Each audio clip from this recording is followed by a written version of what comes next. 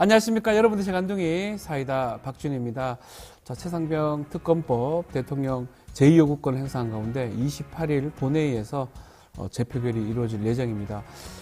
여당은 이탈표 단속을 막는 분위기고요. 야당에서는 통과를 촉구하는 분위기입니다. 자, 이런 와중에 이른바 VIP 경로설 관련돼서 또 다른 진술을 들었다는 증인이 진술자가 나타나서 또 주목을 받고 있는데요. 자, 이 소식 포함해서 여러 가지 전달할 내용들을 전달해 드리겠습니다.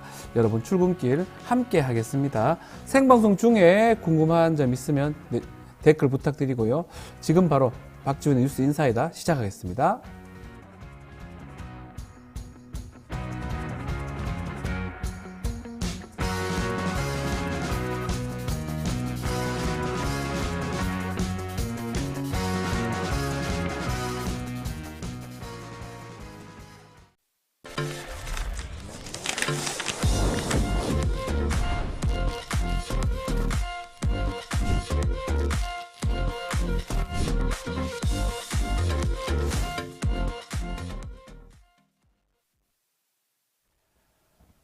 바쁜 아침 오늘 꼭 알아야 할 뉴스들로 엄선해서 전해드립니다. 듣기만 해도 이해가 쏙쏙 뉴스픽.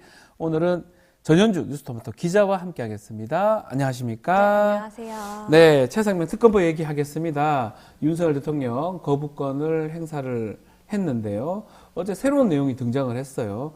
이른바 VIP 경로 발언. 그동안 박정훈 전 수단장만 얘기를 했었는데 이걸 또 들었다라는 사람이 있네요. 네, 최상병 순직 사건 수사 외압 의혹의 핵심은 이 해병대 수사단의 수사 결과에 대해서 VIP, 즉 윤석열 대통령이 경로하는 바람에 경찰 수사 이첩까지 번복하게 됐는지 이거를 좀 가리게 되는 건데요. 네. 작년 7월 31일 사건 기록을 경찰로 이첩하라는 지시가 내려왔을 때 김계환 사령관이 대통령실 회의에서 VIP가 경로해서 장관과 통화한 뒤 이렇게 됐다고 말한 게 이 박정훈 전 수사단장의 주장이었죠. 하지만 김 사령관은 박 전 단장이 지어내는 얘기다. 그런 사실 없다. 이런 입장을 취해왔는데요. 최근 공수처가 또 다른 해병대 고위 간부로부터 작년 8월 1일 오전 회의에서 김계환 사령관으로부터 VIP 경로 관련 언급을 들었다라는 진술을 확보했습니다. 네. 이전까지는 이제 박 전 대령만 언급하고 있어서 진실규명이 좀 쉽지 않았는데 이번 추가 진술로 박 대령 주장에 좀 힘이 실리는 분위기입니다.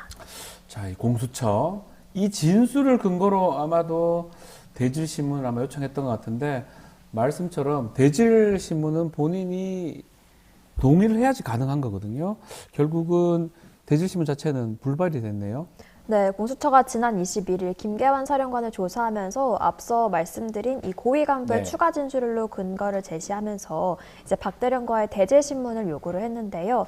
김 사령관은 대질을 시키면 조사실에서 나가버리겠다 이렇게 말하면서 강력히 좀 항의를 한 것으로 전해지고 있습니다.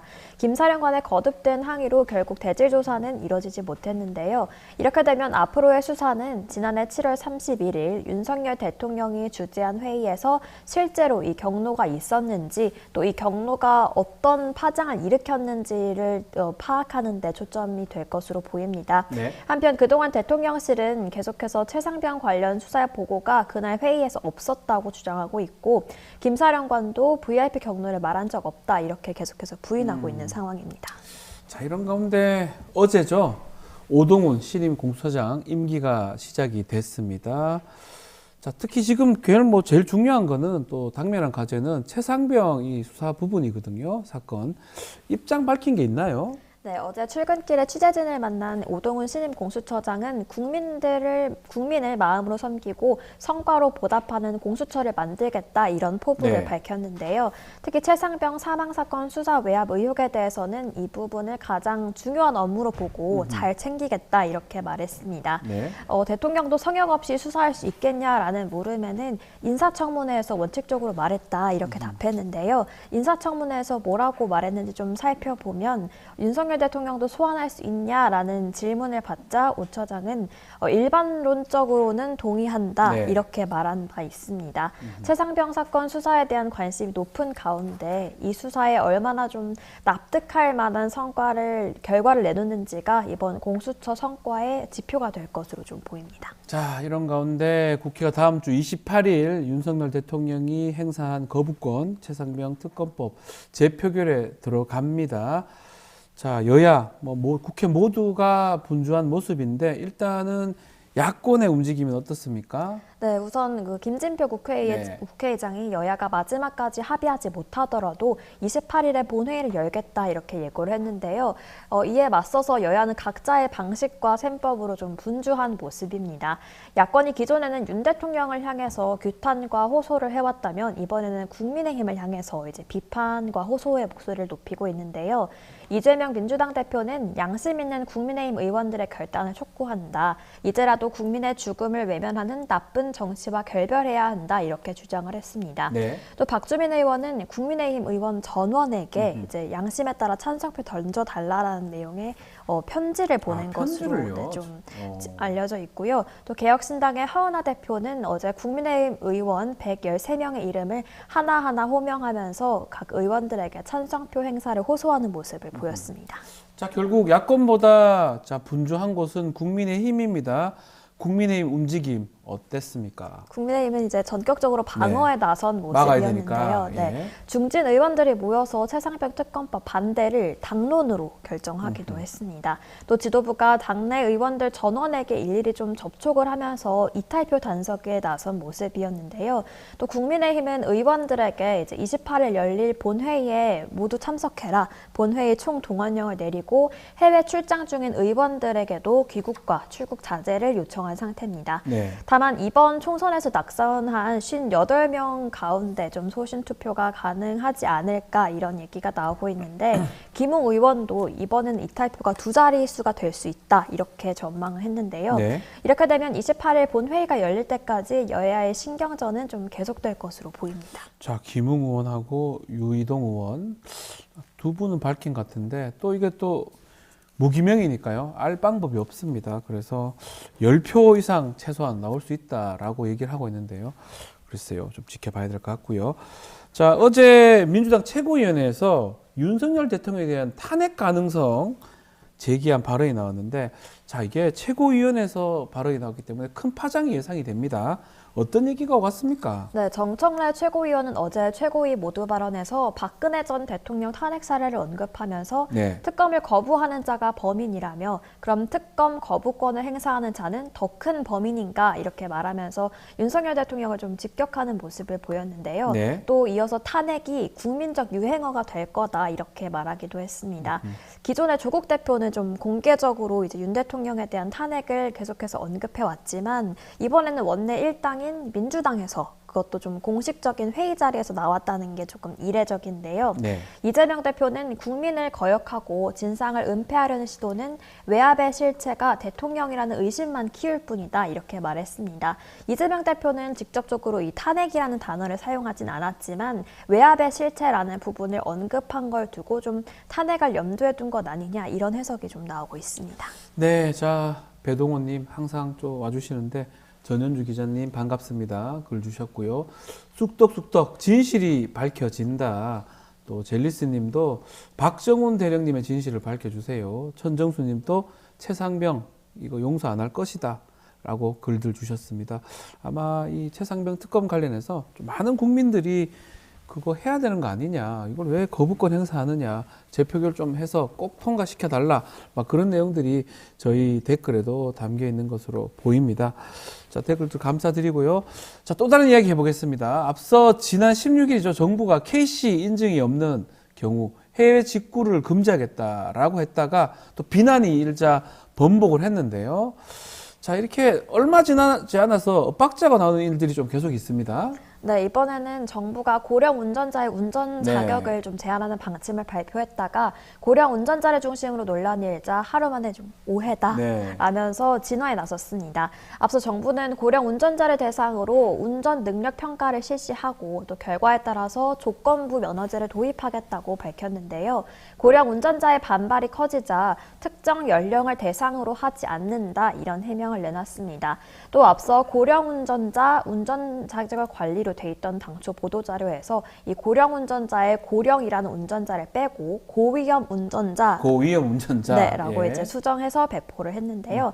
또 이뿐만이 아닙니다. 지난주 이복현 금감원장이 언급한 6월 공매도 재개에 대해서 대통령실은 불법 공매도 문제를 해소하고 투자자들이 신뢰할 시스템이 갖춰질 때까지 재개하지 않는다라면서 당정 사이의 정책 엇박자를 또 한 번 여실히 보여줬습니다.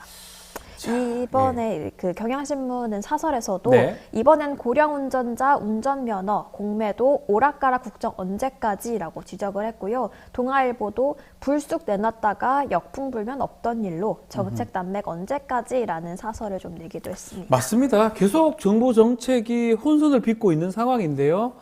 자, 그래서 그런지 정부 또 여당이 매주 정책 협의회를 열기로 했네요. 네, 정책 결정에 계속해서 허술함이 드러난다는 지적 속에 이제 정부와 여당은 재발 방지에 나선 건데요. 네. 그 방안으로 고위급 정책 협의회를 매주 열기로 결정했습니다. 어제가 또 바로 그 첫 회의가 열린 건데 앞으로 매주 한 번씩 대통령실 정책실장과 당 정책위의장, 국무조정실장 등이 모여서 좀 구체적인 정책 방향을 논의하겠다 이런 방침입니다.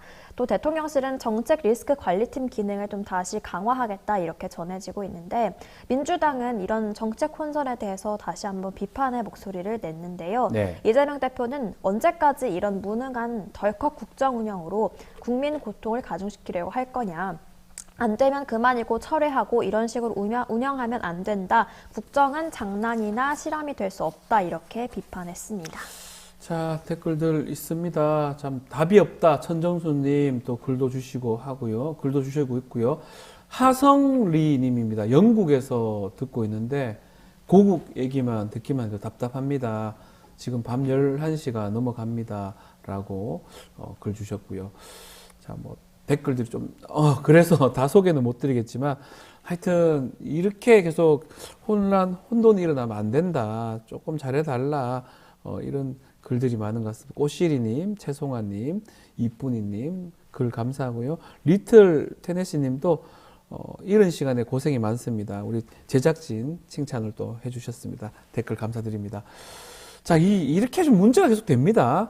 몇 주 안에도 이 당정 소통, 이 부재로 인한 일들이 계속 드러나고 있지만 이번 정부 들어서 더 이런 일들이 많이 혼선이 있는 것 같습니다. 어땠습니까? 네, 기간을 좀 더 늘려서 현재 윤석열 정부가 네. 들어섰을 때부터를 살펴보면 이 소통 부재로 빚어진 정책 혼선은 좀 더 많았는데요. 2022년 7월 만 5세 초등학교 입학 추진 방침을 내놨다가 유아 발달을 고려하지 않았다란 역풍을 맞자 바로 철회했죠. 기억나요? 예, 바로 철회했죠. 예. 네, 또 69시간 근무제도 좀 서리간 정책 발표로 논란이 일은 바 있습니다.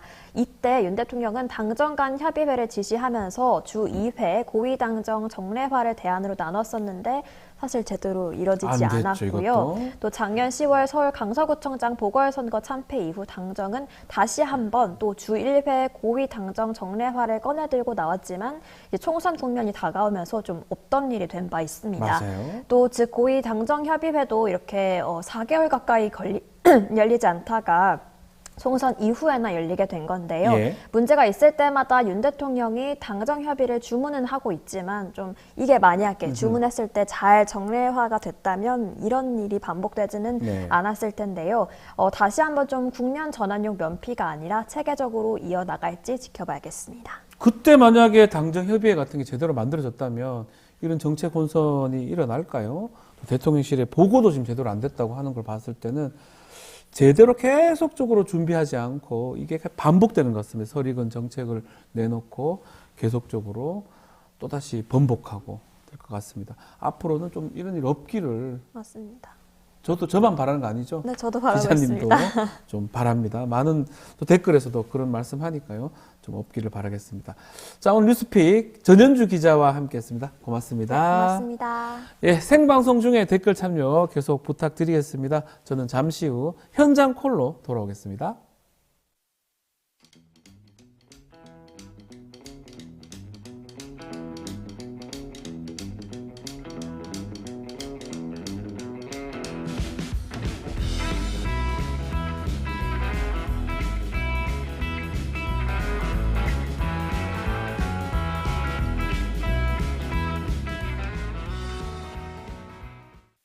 점상 런칭 기념 하반기 업종 전략 3인 3색 강연회.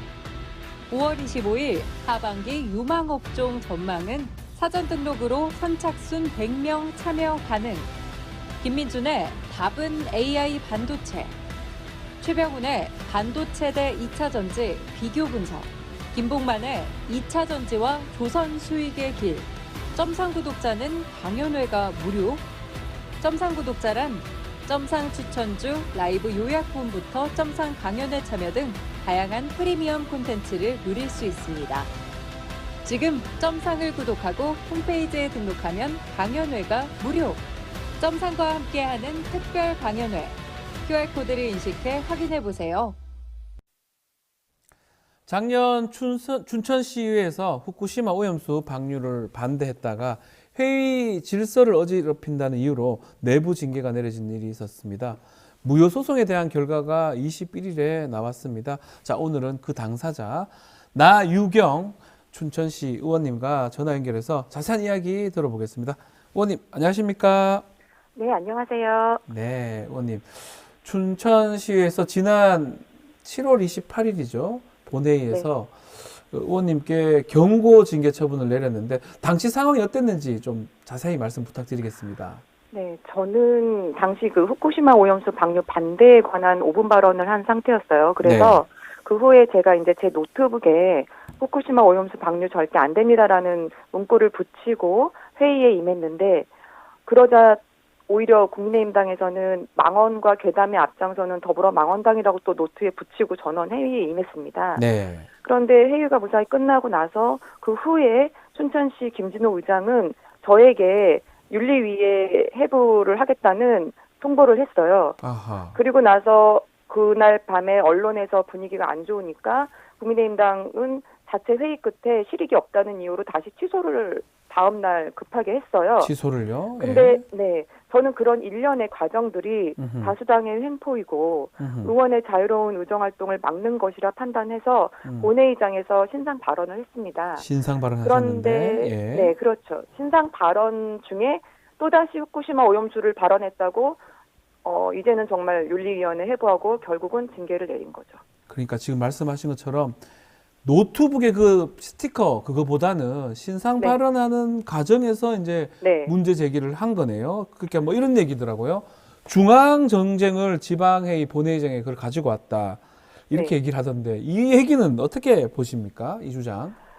저는 일본의 후쿠시마 오염수 방류에 대한 발언을 중앙 정쟁이라고 생각하지 않아요. 아. 지방의회에서 거론하지 말라고 하는 건 오히려 직무유기라고 생각하고요. 네. 소위 말하는 중앙은 국회인데 국회에서 정쟁하는 것과 지방의 현실과는 또 다른 문제이거든요. 네. 그래서 중앙에서 정쟁만 하고 해결이 안 된다 하더라도 지방에서 자체적으로 해결하는 문제들도 많이 있습니다. 예. 뭐 예를 들어 정부가 일회용품 사용 규제를 완화했다고 하면 또 지방자치제에서는 별도로 조례를 만들어 규제를 강화할 수도 있는 것이거든요. 네. 그런데 중앙의 정쟁이라고 해서 지방의회에서 거론했다는 이유만으로 징계 사유가 된다는 게 정말 어이가 없는 일이죠. 중앙 지방이 후쿠시마 오염수 문제가 구별할 수 있는 내용인지도 저도 의문이긴 한데요. 네. 자, 춘천시 윤리심사 자문위원회 구성도 형평성에 맞지 않았다. 이런 얘기가 있더라고요. 어떤 내용입니까? 사실 후쿠시마 오염수 방류 반대를 제가 5분 발언을 했지만 네. 국민의힘당 의원 중에 한 분은 또 찬성 발언을 하신 분이 있어요. 그렇겠죠. 예, 그럴 수 네, 있고요. 그 예. 찬성 발언을 한 분이 윤리위원회 위원장이에요. 그러면 안 되지 않나요? 그런데 그대로 진행됐고요. 아하. 위원 구성 중에 7명인데 그중에 국민의힘 의원이 4명. 아하. 더불어민주당이 2명인데 그 중에 1명이 저예요. 아, 본인이라고요? 그런데 예. 네, 저는 당사자이기 때문에 빠지고. 빠지기 때문에 결국 민주당은 1명이고 그다음에 음. 정의당 1명이었어요. 정의당 1명이니까 이거 뭐 네. 윤리위원회, 윤리심사자문위원회 따르면 뭐 무조건 안 좋은 결과가 날 수밖에 없는 상황이었네요. 그렇죠. 윤리위원회 심사를 하기 전부터 음흠. 모든 게 형평성이 안 맞고 음. 공정하지 않았죠. 이런 상황이면 국민의힘당 의원은 어떤 잘못을 해도 징계를 받지 않는 구조입니다. 지금 이 춘천시 의회 구성은 몇 대 몇입니까? 국민의힘하고 예. 총 23명인데요. 네. 13대 9대 1이에요. 아, 일은 정의당이고요. 네네. 예. 그래서 자꾸 이런 일들이 발생하는데 이런 것도 하여튼 뭐 윤리위원회를 작동하거나 할 때는 좀 구성을 달리 해야 되지 않을까 그 말씀도 저는 좀, 윤리위원회는 의원 외에 외부에서 하는 게 맞다고 생각합니다. 아예 차라리 외부에서 하는 게 낫지 않나. 네, 당연하죠. 예. 또 하나 얘기가 있더라고요. 김진호 춘천시 의장인데, 의원님이 의회 예산으로 대리인 선임했다. 이런 지적을 하던데, 이건 어떤 내용입니까? 이거는 이해가 잘못된 거고요. 예. 김진노 춘천시 의장이 저에게 계속적으로 행정심판을 취소할 것을 요구했어요. 음흠. 그런데 취소하지 않으면 기자회견을 하겠다고 하더라고요. 그래서 기자회견요? 예. 무슨 기자회견인지는 모르겠지만 저는 취하할 생각이 없다고 하니 예. 기자회견을 했어요. 아하. 그러면서 김진호 의장이 기자회견에서 하신 말씀이 본인은 시민열세를 쓰지 않기 위해 변호사 선임을 하지 않겠습니다. 음흠. 이렇게 기사가 나간 거예요. 네. 그러다 보니 마치 저는 소송 비용을 제가 의회 예산을 쓴 것처럼 됐는데요. 저는 제 돈으로 소송을 했습니다. 예. 의장 자기가 변호사 안 하겠다 이랬단 말이에요? 네, 그렇게 인터뷰가 나가니까. 나가니까 마치 반대편으로 혹시나 제가 우리 낸 나 것처럼. 의원님은 네. 시의회 것처럼. 예산 쓴 것처럼 이렇게 인식이 됐다는 거네요. 네, 그런데 그 후에 네. 오히려 시민열세를 쓰지 않겠다고 기자회견까지 한 김진호 의장은 당초 의회 예산에 변호사 비용과 배상금까지 예산 책정을 했어요. 질 거를 예상하고. 예. 그리고 나서는 변호사를 또 선임하고 의회 예산을 지출해서 변호사 선임 비용을 냈어요. 변호사 선임 비용을 또 후에는 또 했다라는 거네요. 기자회견 때랑 틀린 거죠. 시민을 우롱한 거죠. 야, 이 나의 의원님은 끝까지 그럼 변호사 그 비용 본인 돈으로 해서 소송 수행을 계속 했던 겁니까? 네, 저는 제 돈으로 비용을 부담했습니다. 좋습니다. 자, 결국 재판을 했는데 지난 21일 날 결과가 났습니다. 결과는 기각 판결 났던 걸로 알고 있는데 어떻게 생각하십니까? 저는 이 부분이 네. 좀 판결문도 다 봤는데 예. 사실 납득하기가 좀 어렵고요. 후쿠시마 오염수 방류 문제를 거론한 것이 징계 사유가 되고 또 이것이 제가 신상 발언한 내용이 의장의 위신을 떨어뜨렸다는 판결인데 네. 그렇다면 이런 것이 법원에서 인정이 된다면 앞으로의 춘천시 의회는 다수당의 의사에 반하는 의견이나 비판은 징계의 대상이 될 것이라는 암묵적인 협박이고 소수의 의견이 무시되는 비상식적이고 공정하지 못한 의회가 될 것이라는 분명한 판단이 듭니다. 네. 이런 일이 춘천시 의회에서 일어났다는 것조차 저는 매우 부끄럽게 생각합니다. 앞으로 어떻게 대응할 계획이십니까? 저는 판결문을 통해서 항소가 가능하다고 생각했고요. 네. 항소에서 끝까지 갈 거고요. 시민들이 뽑아준 의원 한 명 한 명의 정당한 의정활동을 위해서 다수당의 횡포를 막고 공정하고 상식적인 의정활동의 자유를 보장하기 위해 흔들림 없이 이 사태를 끝까지 해결해 나갈 겁니다. 법원 판결이 조금 마땅치 않다 이렇게 여기시는 거군요. 내용을 자세히 보다 보면은 예. 틀린 얘기도 있고요. 분명히 저희 변호사가 변론했던 부분을 인정하지 않은 부분이 있어요. 그럼에도 불구하고 상대 측 변호의 주장은 모두 받아들였어요. 아하. 그런 부분이 저는 항소에서 다퉈볼 여지가 있다고 생각을 합니다. 자, 계속해서 후쿠시마 오염수 관련해서 질문도 드리겠는데 네. 현재 6차 방류까지 진행이 됐습니다. 네. 일본 측은 방사성 핵종 농도가 기준치 밑이다라고 큰 문제 없다 주장을 하고 있는데 이 부분은 어떻게 생각하십니까? 사실은 그 부분은 네. 알프스로도 제거되지 않는 삼중수소가 사실은 가장 큰 문제잖아요. 그렇죠. 그런데 일본이 이거를 자체적으로 희석해서 방류한다고 하지만 희석은 말 그대로 희석일 뿐이고요. 네. 해양에는 계속적으로 축적이 되고 있는 겁니다. 그래서 알프스 제거 장치로도 걸러내지 않는 삼중 수소에 대해서 해수로 희석해서 농도가 기준치를 밑으로 돌기 때문에 문제가 없다고 말하는 건 일본 측의 주장일 뿐이고요. 네. 이 계속되는 추측이 되는 거는 안전하다는 과학적 증명이 없기 때문에 이 방류는 당장 중단을 해야 된다고 생각하고요. 네. 삼중 수소를 분리할 수 있는 기술이 나오기 전까지는 이거는 강력하게 중단하라고 우리가 요구를 해야 된다고 생각합니다. 그때나 지금이나 생각이 변함이 없으시네요, 의원님. 네, 그럼요. 네, 우리 채윤님이 똑소리 난다고 댓글 주셨고요. 예, 지금 이 후쿠시마 얘기 많이 합니다. 살살님이 이제 우리 댓글에서 오염수 반대 목소리에 징계가 이게 말이 되냐 이렇게 그럼요. 얘기하고 번님도 국민을 또 시민을 위해서 일을 하는데 이 공격당하는 이런 나라 이게 말이 되냐라고 우리 나 의원님이 응원하는 분들이 많이 있습니다. 자, 최근에 이 국제산업보건학회에서 발표된 서울대 교수들 논문 보면 말씀처럼 국제원자력기구 IAEA가 제대로 된 안전검증 없이 오염수 방류를 지지했다는 결과가 나왔는데요. 이것도 어떻게 생각하시는지요? 사실 IAEA는 엄밀히 보면 원자력 이용을 촉진하자는 그런 기구입니다. 네. 단지 군사적 전용 억제 및 평화적 이용을 하기 위해 국제사회가 공동관리 목적의 기구인 거죠. 네. 만약에 원자력 시설이 위험하고 안전에 문제가 있어서 이 시설을 폐기하고 더 이상 건설하지 않는다고 하면 존재 가치가 없는 기구인 것입니다. 그러니 일본 후쿠시마 오염수 문제의 위험성을 축소하고 옹호할 수밖에 없는 것인데요. 그래서 처음부터 IAEA를 신뢰하면 안 됐었고요. 네. 한국이나 중국 등 주변국이 적극적으로 나서서 이 안전검증에 대한 국제적 지지를 얻어내고 철저히 검증했어야 하는 거죠. 그런데 우리는 중국보다 더 가깝고 더 위험에 노출된 한국은 정부가 일본의 정부 발표에 수동적으로 대응하고 오히려 일본 정부를 나서서 방어하는 형국인 정말 이 정부의 무능이 심각하다고 봅니다. 말씀처럼 국제원자력기구 IAEA가 원자력을 더 잘 이용할 수 있는 그런 것들을 좀 할 수 있는 기구라고 봐야 되지. 네. 원자력의 피해라든지 폐해를 검사하거나 그것을 또 통제할 수 있는 기구라고 보기는 좀 어렵잖아요. 네, 그럼요. 그때부터 좀 접근을 했어야 되는데 그런 부분이 아쉽다 이 말씀이네요. 다 놓치고 이제 와서는 방류가 이미 진행됐고 네. 이런 상황에서는 저희가 어떻게든 막아야 되는 게 일단은 가장 큰 거라고 생각하죠.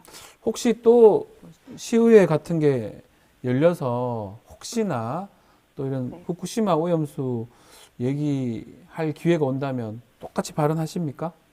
저는 똑같이 발언할 거고요. 지금도 계속적으로 이 문제에 대해서 지역 내에 그 단체들하고 함께 회의도 하고 토론도 하고 그러고 있습니다. 춘천은 뭐 이게 좀 다른 얘기긴 한데 네. 부산이나 경남 지역 네. 거기는 이제 직접 오염수가 관계가 있으니까 그때 좀 문제가 많이 되는데 춘천은 조금 멀지 않습니까? 먼다고 생각해도 예. 저희 춘천시 안에도 횟집이라든지 이런 아하. 수산업을 다루는 상인들이 있고요. 예. 그분들이 어려움을 실질적으로 당시에 호소를 했습니다. 그렇기 때문에 다르지 않다 이렇게 말씀을 주시는 거군요. 그럼요. 알겠습니다.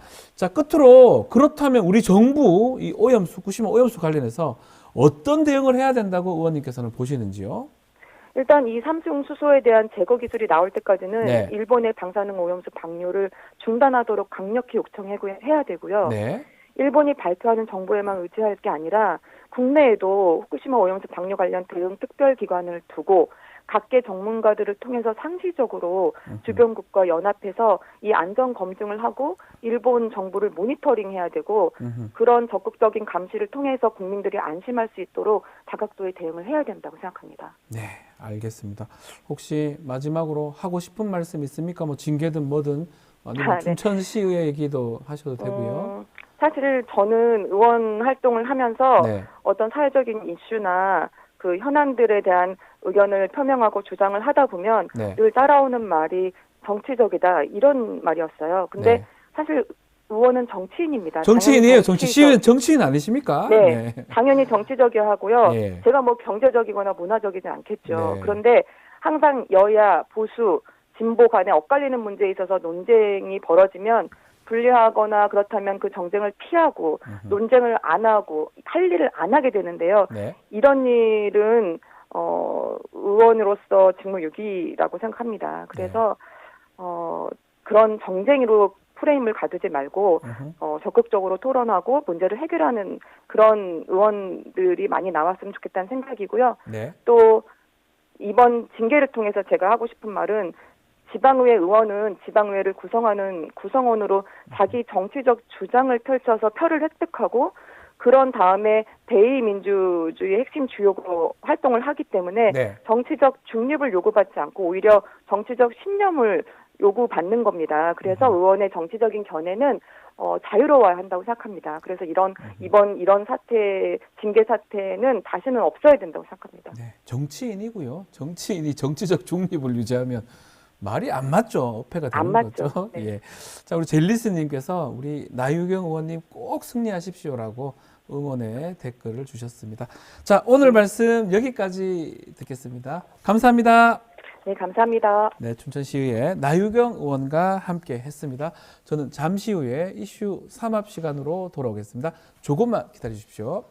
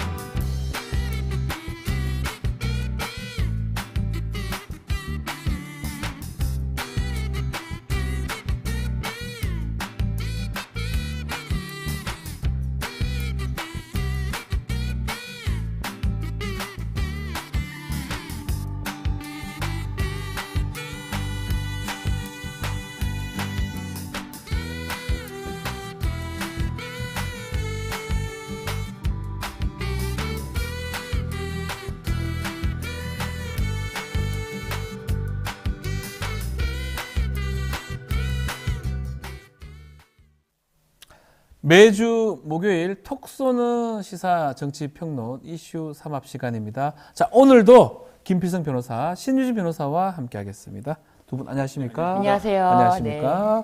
톡 쏩니다, 진짜 두 분은. 네.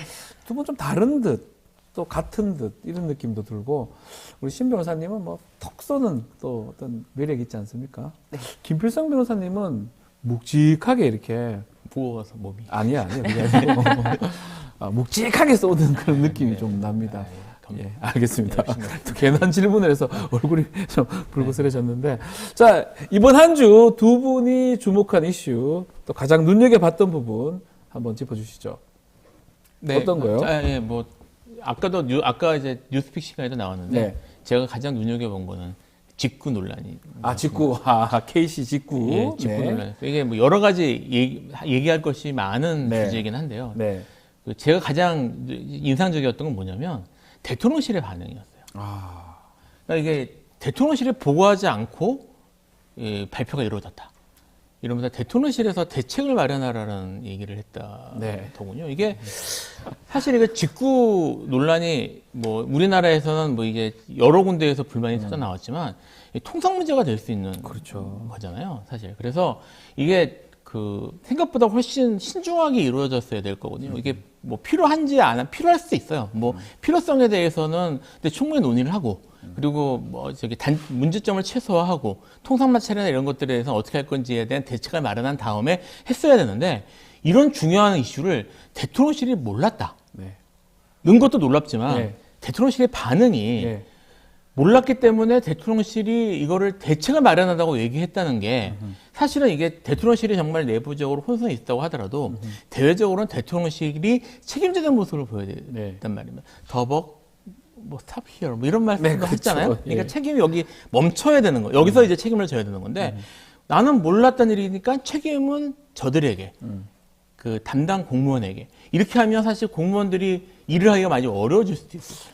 저도 납득이 안 돼. 뭐 몰랐다고 하는 것도 이해가 안 됐지만 말씀처럼 나 책임 없다. 니들이 잘못된 거 아니냐. 이렇게 한다는 게 좀 깜짝 놀랐었어요, 사실은. 그러니까 이게 네. 사실 어떤 생각이 들게 하냐면 거냐면 지금 현재 대통령실의 반응으로 봤을 때 사실 이제 이런 식의 그 정책 혼선 같은 것들이 반복되고 있잖아요. 네. 앞으로도 나아질 가능성이 없겠다. 왜냐하면 대통령실이 책임지는 모습을 보이지 않으니까. 네. 그러니까 여기에 대해서 문제가 생기면 계속 그 담당 공무원들 책임이라는 식으로 가면 결국은 책임지는 사람이 없으면 문제는 계속 발생할 수밖에 없거든요. 네. 그래서 그런 측면에서 이 부분이 좀 눈이 많이 띄었습니다. 직구 문제도 문제지만 뭐 지금 계속 정책 혼선 같은 것도 일어나고 있고 글쎄 그 이전에는 그런 게 그렇게 많지 않았던 것 같은데 이번 정부 들어서가 좀 계속 뭐 했다가 아니다 그랬다가 뭐 왔다 갔다 하고 그런 모습이 반복되는 것 같습니다. 그 부분을 좀 짚어주셨고요. 우리 신 변호사님은요? 저는 최근에 이제 뉴스타파가 네. 단독으로 이제 보도했던 국정원 비밀 문건 맞아요. 그 쌍방울 대북 송금 사건이 그래요. 이것이 주가 조작을 위한 자금이었다라는 비밀 문건이 이제 공개가 됐는데 이에 대해서 민주당이 강하게 얘기하고 있어요. 네. 그래서 민주당은 뭐 쌍방울 주가 조작을 대북 송금 사건으로 둔갑시킨 검찰의 사건 조작이다. 네. 이렇게 이제 이야기를 하면서 특검을 해야 된다라고 하고 있는데 이 비밀 문건 자체가 굉장히 구체적이고 또 이것에 대해서 뭐 언급하는 나오는 당사자들이 많습니다. 네. 그런데 이것에 대해서 비공개로 재판이 진행됐다고 해서 이것이 과연 숨겨질 것이냐. 검찰은 이에 대해서 뭐 이것이 비밀 문건인데 이것이 밝혀진 경위와 이것이 뭐 누설된 이런 것에 대해서 강력하게 처벌을 하겠다. 오히려 이렇게 나오고 있어요. 오히려 검찰은 그렇다면 이게 주가 조작을 위한 자금이라는 거를 알았으면 이것에 대해서 오히려 주가 조작에 대한 기소를 해야 되는데 그런 부분은 오히려 없었거든요. 예. 그렇다면 이 문제가 단순히 뭐 정치검찰의 주가 조작 이걸로 끝날 것이 아니라 국정원까지 알게 됐던 문건인데 그렇다면 이거는 국가 안보에도 문제가 되는 거 아닌가요? 심각하죠. 조금만 정리를 해드리면 쌍방울 관련해서 대북 송금 그래서 지금 이화영 부지사라든지 뭐 곧 선고가 됩니다. 징역 15년 9년을 받고 이재명 대표도 뭐 지금 재판을 받고 있는 상황인데 그거 관련해서 문건이 하나 공개가 됐는데 그 문건이 국정원에서 만든 문건이고 그 내용이 뭐냐 하면 쌍방울 그 주가 조작하려고 지들이 하는 거다. 이런 문건이에요. 이 문건대로라면 이화영, 이재명 뭐 무혐의라고 보는 게 맞는 것 같은데 이거 알았으면 이 재판하든지 국정원 국가기관이면 얘기를 해야 될 거 아니에요.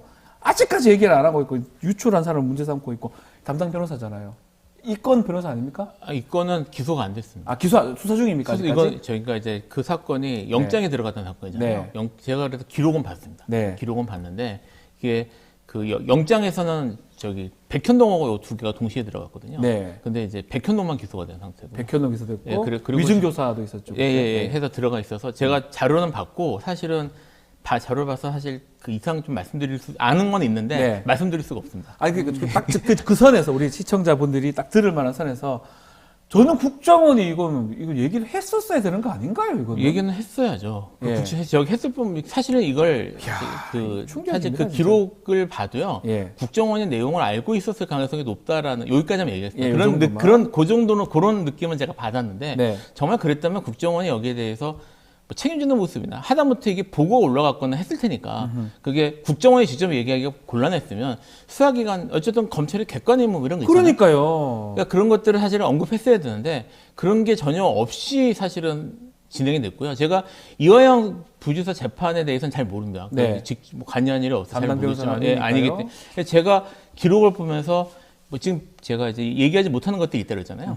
그런 내용들이 충분히 논의가 됐는지가 조금 걱정이 돼요. 그렇게 사실은 계속 뭐 변호인도 바뀌고 이랬다 그래서 예. 그래서 결과 나오는 거 보면서 어떻게 할지 좀 생각을 해봐야 될 것 같아요. 검사는요, 뭐 피고인, 뭐 피의자를 뭐 범죄를 입증하고 공소 유지하는 것도 목적이지만 지금 얘기했지만 공익의 대변자입니다. 하다가 보면 이게 아니라는 걸 알게 되면 사실은 그 아닌 자신하고 반대되는 증거를 아니면 반대되는 얘기도 해야 될 의무를 가지고 있는데 뭐 이대로라면 사실은 이화영 지사, 부지사 지금 15년 구형이 됐잖아요. 이 내용까지 합쳐서 구형된 걸로 알고 있는데 뭔가 판결을 미루거나 지금 곧 선고가 되거든요. 그래야 되는 거 아닙니까? 그렇죠. 근데 오히려 이거 유출에 대해서 철저하게 밝혀서 처벌하겠다 이런 입장을 지금 검찰이 내고 있으니 오히려 진짜 뭐라 그럴까요? 뭘 숨기려는 것이 검찰이다라고 보여지죠. 누가 이것을 믿을 수 있으며 참 납득하기 어렵습니다. 뭐 우리 김필성 변호사님이 담당 또 변호 업무를 하고 있기 때문에 더 얘기는 또 하기가 그렇습니다. 두 분 오늘 그 한 주간 주목됐던 이슈 짚어주셨고요. 자, 가장 중요한 최근에 지금 이슈는 해병 특검법, 최해병 특검법 얘기입니다. 대통령 거부권 행사가 됐고요. 일단은 거부권 행사가 좀 많습니다. 2년 만에 10번째 거부권 행사인데 예상은 했겠지만 뭐 본인이 또 밝혔으니까 어떻게 보셨어요? 이거는 거부권을 행사하지 않으면은 지금 대통령의 존립을 위태롭게 하는 사안이다라고 판단한 게 아닐까라는 의심이 들어요. 네. 왜냐하면 지금 대통령실에 있는 뭐 대통령실의 공직기관 비서관 쪽뿐만 아니라 그 국가안보실까지 움직여서 이 사건에 대해서 진상을 어떻게 보면은 덮으려는 그 임성근 사단장의 그 거취에 대해서 이것을 덮으려고 하다 보니까 문제가 커진 사건이 아닙니까? 그렇죠. 그렇다면 이것을 지목하는 사람은 한 명이에요. 대통령이란 말이에요. 대통령 자체가 지금 수사 대상이 될 수밖에 없는 사실은 상황인데 뭐 불소추 특권이 있다고 하지만 이 내용 자체를 수사를 덮을 수는 없는 거 아닙니까? 그렇죠. 그런데 이거를 수사를 막지 않으면 대통령 존립이 위태롭기 때문에 수사를 막은 상황이 아닌가 이렇게밖에 볼 수 없는 것입니다. 어떻습니까? 예상을 했겠지만 결국 그대로 그 제2의혹권 행사를 해버렸어요. 이게 지금 말씀하셨던 것처럼 그 이 사안 자체가 사실 대통령의 그 국정 행위의 위법성이 문제가 될 수 있는 사안이란 말이에요. 그렇죠. 여기에 대해서 이루어지는 특검을 막았다는 거는 사실 현재 언론에서 말하는 톤보다 훨씬 심각한 사안입니다. 이게 잘 기억을 하시겠지만 미국 같은 경우에도 워터게이트나 아니면 린스 스캔들 이런 다들 기억하시는 미국에서의 큰 스캔들 같은 경우에도 사실은 스캔들 자체보다 이 스캔들을 무마하려고 했던 행위들이 더 큰 대응하는 과정에서 거짓말했던 거. 그런 것들이 더 문제가 됐거든요. 이게 사실 지금 이 사안에 대해서 지금 대응하는 과정이 특검을 하고 지금 사실은 공식적으로 특검 이게 이제 예상입니다. 공식적으로 특검 거부권을 행사할 정도면 이렇게 여론의 압박이나 아니면 지지율에 이런 것들을 무릅쓰고 실제로 내부적으로 훨씬 더 이제 무슨 무마나 아니면은 하기 위해서 그런 작업들이 이루어졌을 가능성도 있단 말이에요. 그러니까 수사 과정에서 정말 어쨌든 이것이 어떤 식으로든 수사가 이루어질 수밖에 없을 텐데 수사 과정에서 그런 게 드러나면 문제가 훨씬 심각해질 수 있는 거거든요. 그러니까 단순히 이제 거부권 행사는 말씀 지금 얘기했던 것처럼 이제까지 윤석열 대통령 스타일로 볼 때 거부권 행사할 것처럼 예상은 됐었는데 이 걱정은 지금 이 사안이 점점 일이 커지고 있고 그래서 처음에는 이것이 대통령이 사과나 아니면은 탄핵이나 지금 탄핵도 얘기가 나오고 있지 않습니까? 이제 1야당에서 제일 큰 야당에서 이제 탄핵 얘기까지 나왔는데 이제 이렇게까지 안 가고 사실은 정치적 부담으로 끝날 수 있는 사건을 점점 사건을 악화시키고 있다. 오히려 더 악화시키고 있다. 그 대응 자체가. 그래서 지금 왜 이렇게 하는 건 잘 모르겠어요, 솔직히. 그래요. 이 거부권 행사 이유도 들었어요. 헌법 정신에 부합하지 않는다. 특별검사 제도 취지에 부합하지 않는다. 이 특검 수사가 공정성, 중립성을 담보하지 못한다. 이렇게 크게 세 가지 설명을 했던데 법조인 두 분 동의하시고 납득이 가십니까? 저는 그냥 이게 막 와닿지가 않아요. 이렇게 들으면 일단은 몇 개 정도는 이해가 돼야 되는데 그렇습니다. 글쎄요, 이게 납득이 됩니까? 전혀 납득할 수가 없고요. 대통령의 직무는 국민 전체의 봉사자로서 국민 전체의 이익을 위해서 행사돼야 되는 거고 대통령의 법률안 거부권이라는 것도 그런 취지에서 권한이 행사가 되어야 되는 거지 그냥 무제한적으로 무엇이든지 막을 수 있는 거부권이 아닌데 그럼에도 불구하고 법률안 거부권을 행사함에 있어서 국민 전체의 이익에 부합하느냐 공익실현 의무에 부합하느냐 그렇지가 않거든요. 특정 개인, 특정인, 특히 자신에 대한 수사로 향할까봐 이것에 대해서 수사를 막는 방향으로 거부권이 행사되었다. 이렇게 보여진다면 이것은 오히려 네. 헌법 정신에 반하는 그 자체로 헌법 정신에 반하는 거부권 행사다. 헌법 정신에 반하는 정도가 아니라 이 자체로 이렇게 거부권 행사는 셀프 수사 방해, 수사 방해를 위한 것으로서 그 자체로 위헌이다. 이렇게 보여집니다, 저는. 오히려 대통령 본인 관련된 내용이 있다면 그것을 거부한다면 헌법에서 뭐 규정은 안 돼 있지만 내재적으로 그런 한계가 있는 거 아니냐, 이런 거 거부 행사할 수 없지 않느냐, 이런 어떤 의견들도 있는 것 같고요. 그거 말고도 이 세 가지 지금 헌법 정신 얘기가 확 와닿지가 않아요. 온 헌법심이 뭘 얘기하는 건지 예, 모르겠어요. 오히려 헌법 정신이 지금 신 변호사 말씀한 것처럼 본인이 문제가 되고 그게 지금 거론이 된다면 본인 자체가 이걸 받아들여야 되는 거 아니냐, 이런 얘기를 하는 거거든요. 이게 지금 뭐 여야 합의가 안 되는 네. 게 문제다, 예. 또는 뭐 대통령 임명권을 박탈하는 것이다, 뭐 이런 식의 얘기를 하는 것 그렇죠. 같아요. 지금 브리핑 자료를 보면. 근데 뭐 지금 이제 JTBC하고 MBC가 지금 저기 팩트 체크했던 거 제가 네. 지금 보면서 말씀을 드리는데, 야당 추천만으로 그다음에 여당의 극렬한 반대를 무릅쓰고 특검 제도가 관철된 적이 있습니다. 네. 그러니까 이제 뭐 내곡동 특검, 국정농단 특검, 뭐 드루킹 특검, 이런 것들이 전부 그런 식으로 이루어진 특검이라서 이미 선례가 있고요. 네. 그 다음에 여기에 관련해서 헌법재판소가 합헌 판결도 내린 적이 있어요. 그렇죠. 그러니까 뭐가 이제 위헌이라는 건지를 제가 모르겠고, 일단 예. 예, 헌법재판소 선례가 있는데, 그리고 지금 이거 특별검사 제도 자체가 이게 현재 지금 존재하고, 물론 여러 이제 수사기관들이 있지만 수사기관들의 객관성을 믿을 수 없을 때, 네. 그리고 권력기관에 대해서 눈치를 보는 그런 경우에 사실은 이루어지는 것들이잖아요. 이거야말로 전형적인 그런 케이스에 해당을 네. 합니다. 근데 이게 지금 취지에 부합하지 않는다? 그다음에 공정성과 중립성을 담보하지 못한다는 말이 무슨 말인지, 이게 지금 현재 지금 진행되고 있는 경찰하고 지금 이제 공수처가 하고 있는데 그들의 한계가 지금 논란이 되기 때문에 하는 거잖아요. 특히 네. 경찰 같은 경우는 다 기억하시겠지만 경찰국 신설이 이제 이 정권 시작할 때부터 시끄러웠고, 경찰이 중립성을 크게 훼손했다라는 의심을 받고 있는 상황에서 지금 경찰이 하고 있는 이런 상황에서 네. 이거를 믿고 하라는 얘기인 건지, 무슨 말인지 잘 모르겠어요. 제가 이게 납득하기 두 납득하기 분의 어렵습니다. 법조인 두 분도 납득하기 어렵다. 자, 어쨌든 대통령 또 이날 오동훈 공수처장 임명한 결재도 했습니다. 또 이를 두고 또 수사 우선이다, 이렇게 명분을 하기 위해서 그런 지적도 있는데요. 어떻게 보셨습니까? 우선 이제 공수처가 네. 검찰에 대응하는 조직으로서는 너무 좀 작지 않습니까? 네. 작은데 그 상황에서도 공수처장이 무려 4개월간 공석이었어요. 그 공석인 공수처장을 이제 임명을 했는데, 이 오동훈 공수처장 후보도 지금 어쨌든 임명할 결재를 했으니까, 네. 오동훈 공수처장도 사실은 여당 추천 인사하기 때문에 뭐 공수처 내에서 지금까지 진행된 상황에 대해서 이제 뭐 공수처로 가면은 이제 막 보고를 받게 될 텐데, 네. 뭐 국회에서 응답을 하는 걸 보면은, 예를 들면은 조정원 의원이 이렇게 얘기를 했어, 공수처장에게.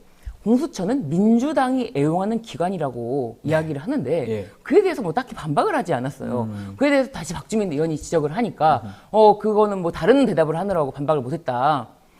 마치 공수처가 무슨 민주당이 애용하는 기관으로서 공수처장이 일단 반박을 하지 않았다는 거 네. 인식을 만약에 한다면, 그거는 전혀 이 공수처의 그 목적과 그 지금 현재 해야 될 그 일들에 대한 당위도 설명하지 못하는 거 아닙니까? 본인이. 네. 예. 그렇기 때문에 공수처가 이제 새로운 처장으로서 제대로 갈 길을 가기에는, 첫걸음을 떼기에는 아직 뭐 지켜봐야겠습니다만, 뭐 멀었다, 갈 길이 멀었다. 지금 한 4개월, 5개월 공석이 있었는데 이제 임명이 되긴 했는데, 뭐 판사 출신이기도 하고, 공수처 검사들, 특히 이게 지금 최상병 사건 공수처 하고 있잖아요. 네. 새로 처장이 왔으니까 좀 잘 할 수 있을까요? 뭐 사실 크게 기대하기는 어렵죠. 아. 그거는 제가 이제 오동훈 공수처장에 대해서는 네. 여러 논란이 있지만, 지금 공수처 자체가 법이 너무 엉망이에요. 법이 엉망이다. 예, 그러니까 공수처가 지금 이런 상황인 가장 중요한 이유는 예. 애초에 만들어진 공수처 법안이 사실은 결함이 많은 상태에서 만들어졌는데 제가 알고 있기로 당시에 이제 경수처법이 만들어졌을 때는 네. 워낙 그때가 여야 이제 갈등이 심했으니까 네. 일단 만들어 놓고 보완을 하겠다라는 합의하는 과정에서 누더기가 돼버렸다. 네, 무더기가 돼버렸단 말이에요. 근데 이제 그런 이후에 사실 누가 봐도 좀 이걸 이제 공수처나 이쪽에 관심이 있고 검찰개혁에 관심 있는 사람들 누가 봐도 아니 법을 이렇게 만들면 어떻게 하는 생각이 들 정도로 사실 부실했거든요. 예, 예. 그러니까 이거를 후속입법을 통해서 보완하겠다라는 생각으로 일단 만들었는데 네. 문제는 그 후에 후속 입법이 거의 안 됐다는 거예요. 그렇죠. 공수처 뭐 못하니까 또 욕하고 이러다 보니까 입법 자체가 없었어요, 아예. 예, 그런 게 없었습니다. 그리고 결정적으로 이게 이제 어떻게 보면 정치적 이슈의 한계이기도 한데 사실 이거는 그 단순히 확 다룰렀다가 넘어갈 문제가 아니라 제도를 만드는 거잖아요. 네. 그래서 누군가는 계속 관심을 갖고 보면서 꾸준히 작업을 했어야 되는데 이게 그 검찰개혁이 사실 지금도 좀 그래요. 검찰개혁이라는 주제 자체가 너무 휘발성 있게 소모되다 보니까 이 공수처 만들었네 하고 하면서 공수처 만든 이후에는 관심도가 확 떨어지면서 정치인들이 이제 관심 밖에서 멀어진 거예요. 맞습니다. 그러니까 그래서 이거를 보완 같은 게 제대로 이루어지지 않고 비난만 계속 있는 상황이 됐습니다. 그래서 지금 말씀하신 것처럼 공수처법이 지금 그런 한계가 있고 네. 조직이나 이런 것들도 사실 조그만 지청 수준도 사실 지청? 제가 이런 표현을 하더라고요. 검찰청이 항공모함이라면 이 공수처는 돛담배다. 이렇게 표현을 하더라고요. 예, 그렇게 사실 심하고 그다음에 검사들 자체에 대한 제약도 심하고 네. 공수처 인원에 대해서는 아예 법으로 묶어놨고 그래서 사실 그 공무원 숫자를 법으로 묶어놓은 입법은 거의 여기가 유일합니다. 그 그렇죠. 검사 정어법에는 있긴 있지만 검사를 일반 공무원을 묶고는 거의 유일한데 묶여 있고 그다음에 공수처장 임명 과정도 논란이 사실은 합의가 이루어지기 매우 어렵게 만들어져 있고 그래서 지금 이런 것들을 사실 바로잡지 않고는 공수처의 파행은 계속될 거예요. 그리고 공수처 검사들이 나 공수처 가서 좀 뭔가 좀 제대로 된 일을 해보고 싶다라는 그런 동기부여가 전혀 될 수가 없습니다. 지금 상황에서 공수처 저는 뭐 이런 말씀 드리고 싶어요. 그나마 최혜병 사건 정말 열심히 수사하고 있다. 그 생각도 들 정도로 저 상황에서 인력이라든지 이 예산도 별로 없는 상황에서 지금 가능하냐 싶은 생각도 드는데 지금 이재명 대표가 지금 국민 분노 앞에 윤석열 정권은 파도 앞 돛담배 같은 신세라는 점 기억해라라고 탄핵을 좀 시사하는 얘기를 좀 했는데요. 또 추경호 국민의힘 원내대표는 습관성 탄핵, 특검 주장 이게 민생 해결하고 관계 있느냐? 민생 해결에 머리를 맞대라 요구를 했습니다. 여야의 반응을 우리가 어떻게 보는 게 좋을까요? 신 변호사님. 그 탄핵에 대해서는 사실은 어떻게 보면은 국민들이 먼저 얘기가 나온 거고 민주당에서는 너무 이제 늦게 지금 이야기가 이제 논의가 되고 있는 것 같아요. 왜냐하면 특히나 이제 최병 특검법 거부권 행사 자체가 이것은 탄핵 사유다라는 논의가 이제 막 굉장히 많이 불붙지 않았습니까? 근데 법률안 거부권 행사에 대해서 내재적 한계도 말씀해 주셨지만 그 법률안 거부권이 대통령의 권한이고 대통령 권한 행사에 대해서는 또 법률안 거부권에 맞는 또 사면권도 좀 대응해서 볼 수가 있는데 사면권도 법률안 거부권과 같이 헌법 조문상 어떠한 제한이 없습니다. 법률에서도 어떤 뭐 행사에 제한이 없는데 그것에 대해서 그럼 대통령이 과연 무제한적으로 행사할 수 있는 것이냐. 그렇지가 않다는 것이 미국 대통령제가 대통령제의 대표적인 국가 아닙니까? 근데 미국 대통령 중에 17대 대통령인 앤드류 존슨이라는 대통령이 과거에 사면권을 행사했다는 근데 그 사면권이 옳지 못한 방향으로 셀프 사면에 행사했다는 그런 방식 때문에 이것이 탄핵 사유가 돼서 탄핵 발의가 됐던 사건이 있습니다. 미국 최초의 탄핵 발의가 됐던 대통령인데 그런 경우와 마찬가지로 사면권 행사도 맞지 않다면 이것이 잘못했다면 위헌이고 탄핵 사유가 된다. 그렇다면 법률안 거부권 행사도 맞지 않고 대통령의 셀프 수사 방해라면은 이것은 탄핵 사유다, 위헌이고 탄핵 사유다라는 것이 지금 논의가 되고 있는 시점이라고 생각이 됩니다. 그렇기 때문에 이것에 대해서 저는 주저함 없이 좀 더 강력하게 국민들이 더 이상 기다릴 수가 없다라는 것이 너무나 많지 않습니까? 뭐 구체적인 하나하나의 정책 때문이 아니라 대통령이 됨으로 인해서 국가의 위기가 있을 정도로 국민들이 나라를 걱정하는 시대가 왔습니다. 사실 외교 문제뿐만 아니라 뭐 네이버 라인 사태도 마찬가지고 뭐 하나하나 심지어 뭐 조국 대표가 독도에 간 것을 두고 우리나라 국민이 우리나라 영토에 가는데 왜 일본이 자신의 나라 영토라고 하면서 거기에 대해서 항의를 하는데 네. 대통령에서는 아무런 반응이 없었어요. 저는 그게 너무 놀랐거든요. 네. 그리고 심지어 조국 대표를 향해서 반일 활동을 하지 마라. 이게 무슨 말인지 네. 도저히 납득할 수 없는 국민의 한 사람의 입장으로서 도저히 납득할 수 없는 일들이 계속 벌어지고 있는데 더 이상 기다릴 수 없다. 그리고 충분히 논의가 되었다면 이것이 더 국민적인 열의가 좀 더 끌 수 있도록 활성화됐으면 좋겠다. 이 논의가. 그런 생각입니다. 탄핵 얘기, 뭐 민주당 얘기를 하긴 하는데 좀 더 이 거부권 행사나 이 등등 얘기가 탄핵으로 연결될 수가 있을까요? 아직은 이제 네. 좀 더 봐야죠. 탄핵이라는 주제가 우리가 이제 탄핵을 이미 몇 년 전에 겪었기 때문에 그러니까요. 이제 느낌이 탄핵이 일상적인, 그러니까 저기 일반적인 절차인 것처럼 사실 인식되는 사람 네. 하는 사람도 있는 것 같아요. 근데 탄핵이라는 건 매우 예외적 케이스고요. 그렇죠. 그래서 특히 대통령 탄핵이라고 하는 거는 정말 예외적 케이스이기 때문에, 그리고 탄핵이 또 갖고 있는 정책 휘발성, 그러니까 이제 각계 진짜 그 추미애 이제 전 장관이라고 부르는 게 아직은 그렇게 부르는 거예요. 전 장관, 당선자가 그 했었잖아요. 저기 관련 일 했을 때 그때 인터뷰한 걸 제가 봤었는데 이거는 가솔린 같이 불을 붙이면 확 터질 수 있는 거라서 매우 조심스럽다라는 얘기를 했거든요. 그래서 탄핵이라는 얘기가 이제 일야당에서 나오기 시작했던 것 자체가 사실은 되게 매우 심각한 상황이라는 거고 네. 이런 것들이 지금 이 현 단계에서 탄핵으로 바로 연결되기는 아마 어렵긴 하겠지만 네. 계속 이렇게 되면 탄핵의 명분이 쌓이겠죠. 그래서 이제 일야당에서 나오기 시작했다는 것 자체가 그런 의미가 있다는 것, 뭐 그걸 좀 얘기하고 싶고요. 근데 이제 여기 추경호 원내대표가 네. 민생 얘기를 했어요. 그게 민생 얘기했어요. 뭐 그것도 이게- 틀린 말은 아닌 것 같긴 한데요. 이게 두 가지 정도를 얘기하고 싶은데요. 국민들은 결국 이제 탄핵의 바탕은 낮은 지지율일 거예요. 네. 낮은 지지율이고요. 지지율이 좀 떨어지는 문제인데 국민들의 지지율이 계속 떨어지는 근본적인 이유는 민생 문제 때문입니다. 그렇죠. 먹고 살기 힘드니까. 예. 경제적으로. 경제적으로 먹고 살기 예. 힘드니까. 그래서 이게 지금 추경호 원내대표가 민생, 사실 정치인들이 민생 얘기하는 건 특히 여당 쪽에서 민생 얘기하는 거는 현재 지금 이슈가 되고 있는 정치적 이슈, 전수적 문제를 덮고 넘어가기 위한 이제 일종의 뭐 면피를 위한 명분처럼 사용이 됐고 여기다 네. 그런 느낌이 있지만 이 말이 갖고 있는 무게를 좀 알아줬으면 좋겠다. 오히려. 예. 정말 중요한 얘기다, 어쩌면. 이게 네. 그리고 또 하나 좀 얘기하고 싶은 건 뭐냐면 이제 처음에 문 열 때 프로그램 시작할 때 얘기했던 네. 것처럼 당장 직구 논란, 이 민생 문제입니다. 민생이에요. 이거. 예, 왜 직구를 많이 하냐면 가격 때문이거든요. 민생 문제, 이것도 그것도 문제고. 그렇죠. 그리고 지금 이제 현재 지금 이제 10번째 거부권 얘기가 나왔는데 이 거부권 대상 중에 양곡관리법, 노란봉투법 이런 것들은 다 민생. 민생 관련해요. 예. 그러니까 민생 관련된 논의 그것들도 거부권 행사됐고 더 중요한 건 뭐냐면 네.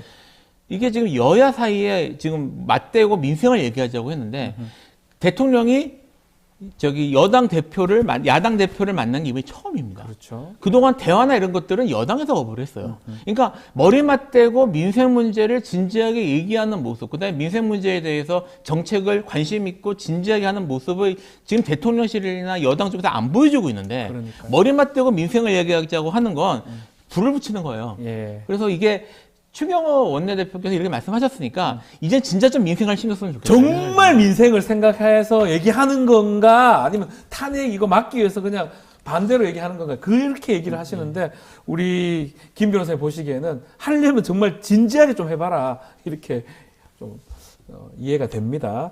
자, 28일 날 이 해병특검법 운명이 본회의에 아마 결정이 될 것 같아요. 김진표 국회의장이 그날 하겠다, 합의 안 되면.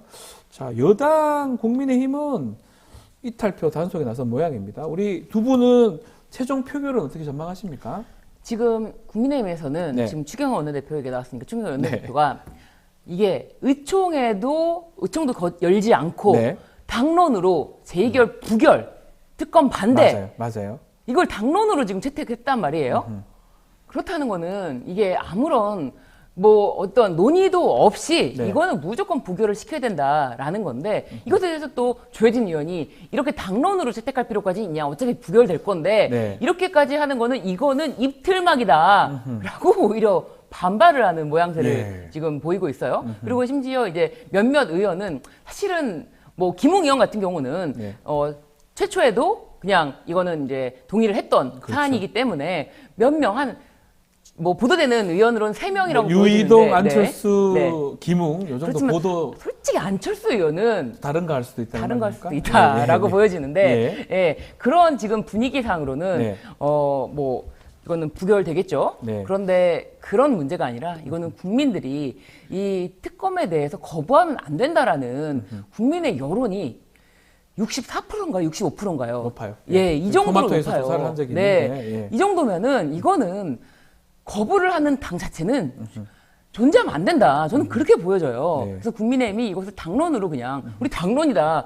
거대 야당이 지금 소수 지금 여당을 압박하고 있다라고 네. 하는데 전혀 아닙니다. 이건 국민을 거스르는 일이다. 이건 대의제 민주주의에서 국민을 거스르는 일이라는 것을 좀 명심했으면 좋겠다. 김웅 의원 말씀하셨는데 김웅 의원은 10여 명 이상은 넘어갈 거다. 이 표결해서 이 통과시키는 찬성하는 분들을 그렇게 국민의힘에서 얘기를 하는데 어떻게 보십니까? 17명이어야 예, 돼요. 17명 정도 나와야 됩니다. 예. 예. 17명까지는 좀 어렵지 않을까요? 솔직히 좀 들어요. 그러니까 예. 이탈표는 상하게 나올 수 있고요. 나올 것 같은데. 뭐 저기 이제 지난번에 좀 제가 관련이 있어 약간 조심스럽긴 합니다만 네.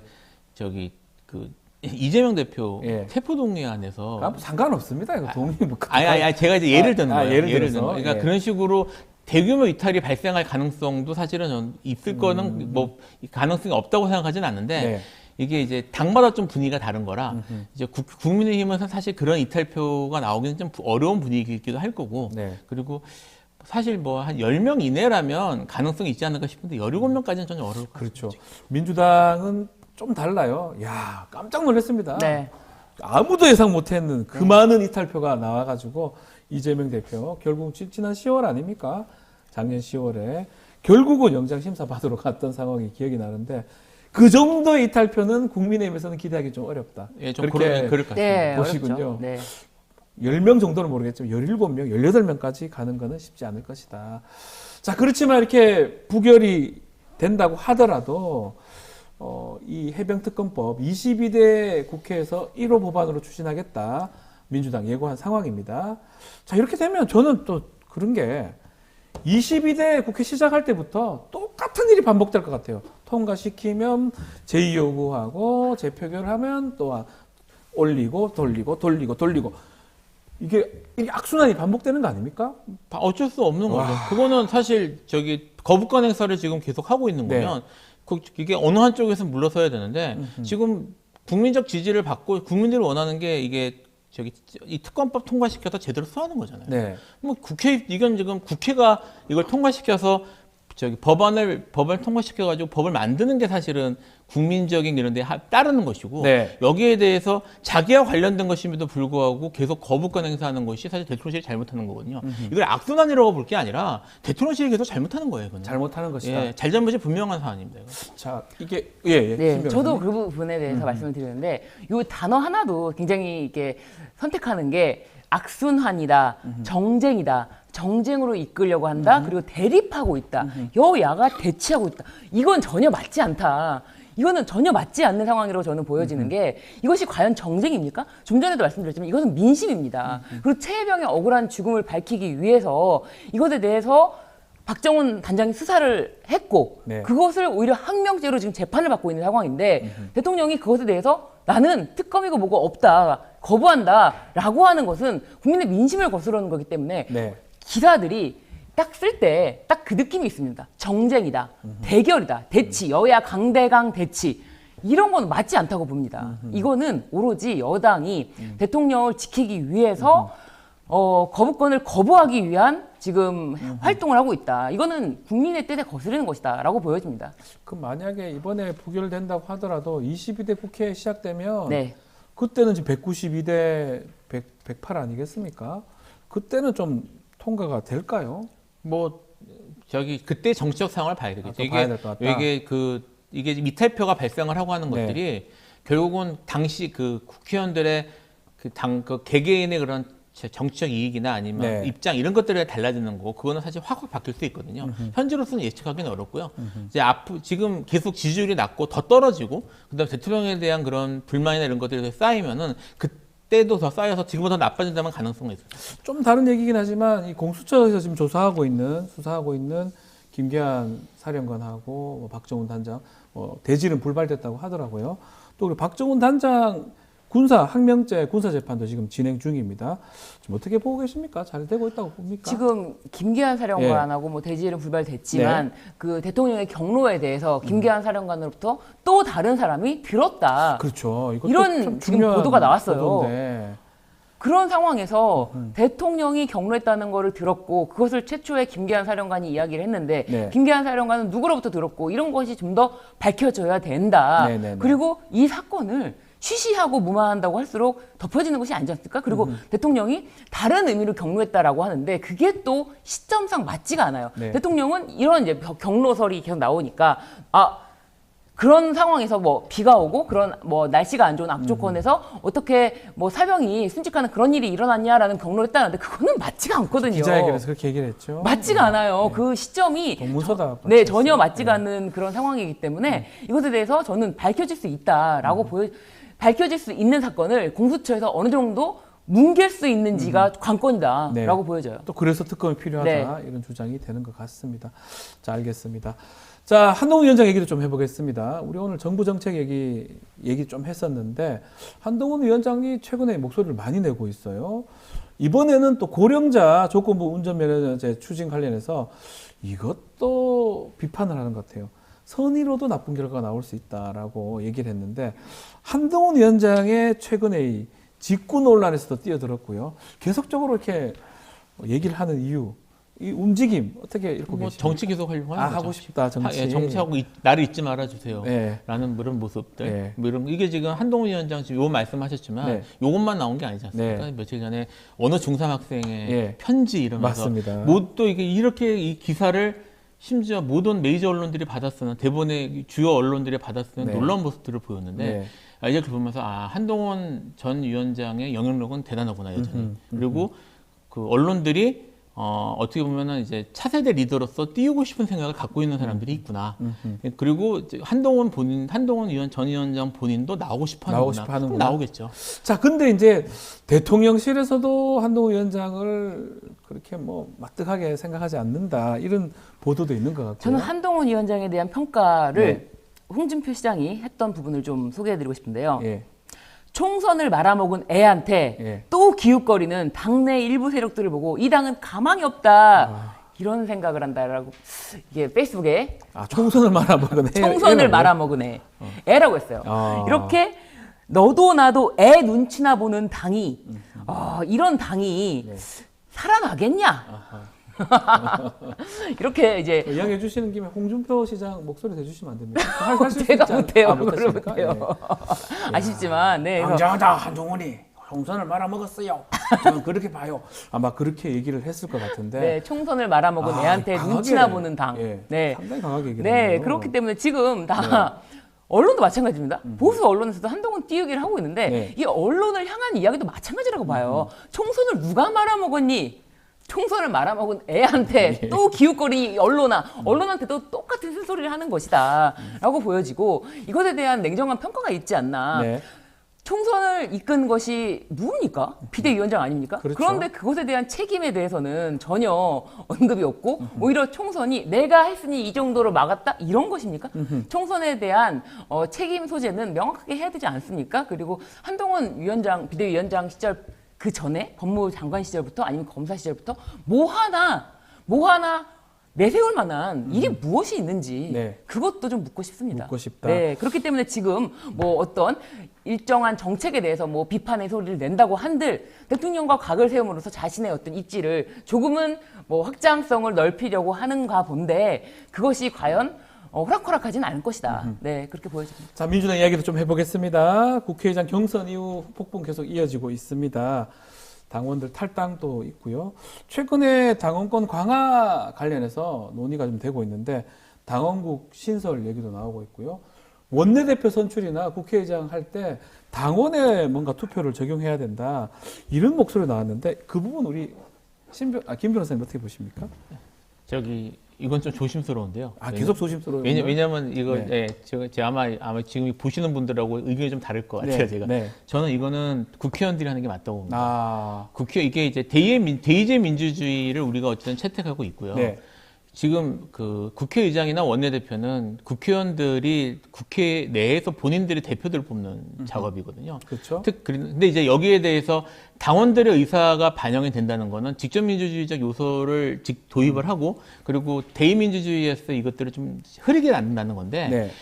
그 제도상 원내대표라는 것이나 국회의장이 갖고 있는 의미를 다르게 아예 헌법적 의미를 다르게 한다면 모를까 그게 아닌 바에는 이게 국회의원들이 뽑도록 하는 게 맞고요. 거기에 대해서 국회의원들이 정책 책임을 지도록 하는 게 맞습니다. 예, 그게 이제 대의제 민주주의 기본 개념이니까. 그래서 지금 이제 당원들 대부분이 과반수 이상의 지지했던 의원이 국회의장이 되지 않았다는 이유 때문에 지금 이런 얘기가 나오는 건데 여기에 대해서 물론 국회의원들이 여론이나 아니면 나중에 자기의 정치적 행보에 대해서 당원들 앞에서 책임을 지면 되는 문제지 이거를 제도 자체를 바꾸는 것은 적절하지 않은 것 같습니다. 이번에 국회의장 경선 관련해서 김성환 의원이었나요? 민주당에 처음으로 밝혔어요. 자기는 왜 우원식 후보자한테 표를 줬는지 밝혔는데 이런 의미의 정치적 책임을 지는 게 맞다. 그렇게 얘기를 하는 것 같습니다. 김성환 의원뿐만 아니라 저는 좀 다른 의원도 그런 자세를 왜 내가 그렇죠. 당원들 뜻하고 다르게 했는지 얘기를 해야 되겠죠. 그런 목소리를 내는 것이 자신의 소신에 대해서 책임을 지는 일 아니겠습니까? 그렇죠. 저는 그래서 김성환 의원이 먼저 그렇게 밝혀준 것에 대해서는 조금은 높이 평가하는 부분이 있고요. 그런데 저는 이 대목에 지목했어요. 당원국 신설. 사실은 지금 말씀하신 것처럼 국회의장 선출이라든지 원내대표 선출, 이 직접적인 이런 것에 대해서 당원의 목소리를 반영하는 그 자체는 당원국 신설이라는 이야기가 나왔는데 이게 생소한데 민주당이 지금 이재명 대표 이야기로는 당원이 100만 명이 넘고 그리고 지금 당원이 내는 당비가 180억이 넘는다고 해요. 이거 진짜 어마어마한 거 아닙니까? 그리고 세계적으로도 인구 대비해서 압도적으로 당원이 많다라고 하는데 이 현상에 대해서 전 당원들의 목소리가 고스란히 100% 전달되고 안 되고의 문제가 아니라 최소한 이 당원들의 목소리를 민심을 수렴하는 목소리가 전혀 어떤 기구로 설치되어 있지 않다는 점에 대해서 주목한 거는 굉장히 좀 좋은 시도다라고 보여지고 이 당원국을 통해서 이런 기구를 통해서 당원들의 민심이 어느 정도 전달이 되는 민심 소통이 각 지역구에서 소통한다거나 아니면은 어떤 방식으로 소통하는지에 대해서 각 개별적인 국회의원에게 맡겨진 과제가 아니라 아예 당 차원에서 그거를 흡수해서 그거를 민심을 수렴하는 그 기구가 있다는 거는 굉장히 고무적인 어떤 새로운 시도가 되지 않을까. 그래서 다른 그 민주주의에 대해서, 그러니까 다른 나라에도 이 민주주의에 대해서 이렇게 대의제 민주주의 국가지만 그 직접 민주주의를 어떻게 하면 융합할 수 있는 것인지 이것에 대한 첫발이 아닐까 싶어서 좀 기대하는 바가 있습니다. 자, 그런데 김진표 의장 어젠가요? 퇴임 기자간담회 하면서 팬덤 정치 민주당 많다. 이 폐해를 좀 얘기를 하면서 이 국회의원이 당원이나 정당에 충성하기 전에 국민 눈높이에 정진해야 된다. 이런 얘기를 했었습니다. 저는 사실은 이게 강성, 열성 이게 구별이 가능한지 그리고 개딸 얘기하는데 이게 얼만큼 있는 건지 이게 언론에서만 얘기하는 건지 좀 사실은 좀 의문스럽기도 한데 어쨌든 이 김진표 의장의 지적은 어떻게 보십니까? 김진표 의장이 그동안 국회의장을 하면서 민주당하고 싸웠구나 라는 생각을 들었어요. 지금 이제 어쨌든 국회의장은 정부를 기본적으로 이루는 게 행정사법 입법이라고 하잖아요. 입법부의 수장이죠. 이제 의전서열 2위인 사람으로서 국가의전서열 2위입니다. 2위는 고위 최고위 공무원으로서 현실적 공무원으로서 현재 지금 상황에 대해서 현재의 정치 상황이나 아니면 나라 국가의 미래에 대해서 얘기를 해야 될 텐데 이분이 보는 현재 국가의 가장 큰 문제는 퇴임 마지막에 하는 회고로서 하는 얘기는 현재 지금 그 정부 이제 계속 윤석열 대통령 얘기하지 않았습니까? 거부권 10번째 지금 하고 있고요. 지금 다 이게 이분 되신 다음 거의 됐을 거예요. 그렇죠. 거의 다 10개가 다 그럴 거예요. 김진표 의장 시절 같아요. 그러니까 됐으면 여기에 대해서 대통령의 거부권 행사나 아니면 그런 민주주의 파괴, 그다음에 뭐 언론 문제, 뭐 이런 것들에 대해서 민주주의 현재 위협받고 있는 것들을 얘기할 게 정말 많았는데 네. 이분이 얘기한 거는 민주당에 대한 얘기를. 민주당 얘기죠, 결국은. 네, 민주당 얘기란 말이에요. 그러니까 지금 말씀하셨던 팬덤 정치라는 게 정말 존재하는가? 저는 뭐 잘 모르겠어요. 예, 그리고 그것이 그 프레이밍 문제인가, 그다음에 네. 이것을 어떻게 바라볼 것인가는 별 문제를 하고, 아, 이분은 왜 그렇게 이제까지 말이 많았구나라는 것을 제가 좀 느낄 수 있었습니다. 우리 언론에서 얘기를 하지만 뭐 개딸, 강성, 지지층 하는데 진짜 그게 있어요. 나는 강성이고 저는 약성이고 중성 여기 나옵니까? 그게 구별할 수 없다는 것이 저는 그걸 그냥 자꾸 프레임 만들어서 언론에서 얘기하는 그렇죠. 게 그런 느낌 들거든요. 그렇죠. 언론에서 만들어내는 거죠. 네. 그래서 민주당을 지지하는 층은 제가 봤을 때는 이게 어느 정도는 강성이고 어느 정도는 중성이고 약성이고 약성이고 됩니까? 그거를 구별할 수가 없다는 겁니다. 구별할 수가 없는데 마치 가만히 굉장히- 있으면 네. 약성이고 말하면 강성이 되는 거예요. 굉장히 소수인 것처럼 굉장히 소수인 것처럼 몰아가는 것이 언론에서 그렇게 몰아가는 프레임을 짜는 것이라고 네. 보여지는데 또 김진표 국회의장이 이것에 대해서 이제 이야기를 한 것이 굉장히 놀랍다라는 생각이 든 게 네. 사실 정치인을 많은 대중이 정말 다 함께 이렇게 정말 인간적으로도 좋아할 수 있는 그렇게 되기는 쉽지 않은데 최초가 저는 사실은 그 민간적으로 결성된 노사모가 아니었나 네, 그런 맞습니다. 생각이 들고 예, 예. 그 바탕에서 대통령까지 됐던 분이 노무현 대통령인데 네. 그 후에도 이제 어떻게 보면은 민주당에서는 대통령을 이제 만들기 위해서는 그만큼 정말 죽기 살기로 싸우지 않으면 네. 대통령을 만들 수가 없는 거예요. 너무 힘든 거예요. 그렇기 때문에 내가 민주당을 지지하고 민주당에서 대통령 후보가 나오길 바란다면 대통령이 나오길 바란다면 더 목소리를 내야 된다. 더 목소리를 내야 된다. 이게 사실은 가장 촉발된 게 윤석열 대통령 취임 직후입니다. 네. 윤석열 대통령 당선 후에 민주당 당원들이 대폭 늘었다고 해요. 당비를 내는 당원들이. 그런 것을 가지고 비판을 한다? 이거는 지금 현재 시대 상황을, 시대 정신을 정확하게 반대로 읽고 있다. 총선만 딱 돌이켜 봐도 네. 그 경선 과정에서 그 당원들이 지지했던 사람들이 경선을 통과했고요. 그러니까 이른바 좀 달리 얘기하는 사람들은 대부분 지금 공천 과정에서 탈락했고 선거에서도 떨어졌습니다. 그거는 뭐 강성이 얼마 없는데 어떻게 당선이 됩니까? 그러니까 이게 사실은 강성이라고 얘기하는 사람들이 네. 이제 그걸 뭐 프레임을 치우고 보면 네. 정치적인 의사를 적극적으로 행사하는 사람들, 네. 그리고 그게 표시하고 행동하는 사람들이란 말이에요. 그런 사람들이 많은 게 민주주의에서 나쁜 일인지를 생각을 해볼 필요가 그러니까요. 있어요. 그러니까 사실은 민주주의라고 하는 것들이 오히려 그렇게 행동하고 움직이는 사람들의 그 국민들이 그렇게 적극적으로 참여하는 것을 이제 권장하는 시스템이란 말이에요. 네. 정치에 무덤덤하고 정치에 관심 없고 이런 걸 원하는 게 아니라, 네. 그러니까 지금 정치권에서 해야 되는 건 뭐냐면 그렇게 끌어오르고 적극적으로 참여하려고 하는 국민들, 그러니까 그 행동하는 사람들의 그런 목소리를 어떻게 잘 흡수해가지고 반영할 것인가에 대한 그런 거 어떻게 이제 부작용이 생길 수 있는 건 사실이니까요. 네. 그럼 부작용이나 이런 것들을 어떻게 그렇죠. 최소화할 수 있는지 그렇게 가야죠. 그렇게 가야 되는 거지. 이거를 레이블 붙여가지고 팬덤이다, 저 사람들 나쁜 사람들이다 이런 식으로 비난하는 식으로 가는 건 이건 앞뒤가 잘못된 거죠. 이렇게 갈 거면은 국민들은 전부 정치 생각하지 마라. 하지 마라. 우리가 알아서 할 테니까. 그럼 사실은 민주주의 때 그만두고 극도의 엘리티시즘으로 가겠다는 얘기밖에 안 돼요. 그렇죠. 그러니까 지금 이런 식의 얘기들이 너무나 쉽게 왔다 갔다 하고 너무나 레이블링이 쉽게 되는 건 자체에 대한 비판이 좀 있어야 될 것 같습니다. 알겠습니다. 네. 자, 오늘 이슈 참합 여기서 마무리를 좀 하겠습니다. 김필성, 신유진 변호사 두 분 감사합니다. 감사합니다. 자, 이어서 2부 뉴스 인사 프라임 진행이 됩니다. 뉴스 인사 프라임은요, 더 은밀하고 재밌는 이야기 지금부터 시작이 되니까요. 어디 가지 마시고 조금만 기다려 주십시오. 잠시 후에 돌아오겠습니다.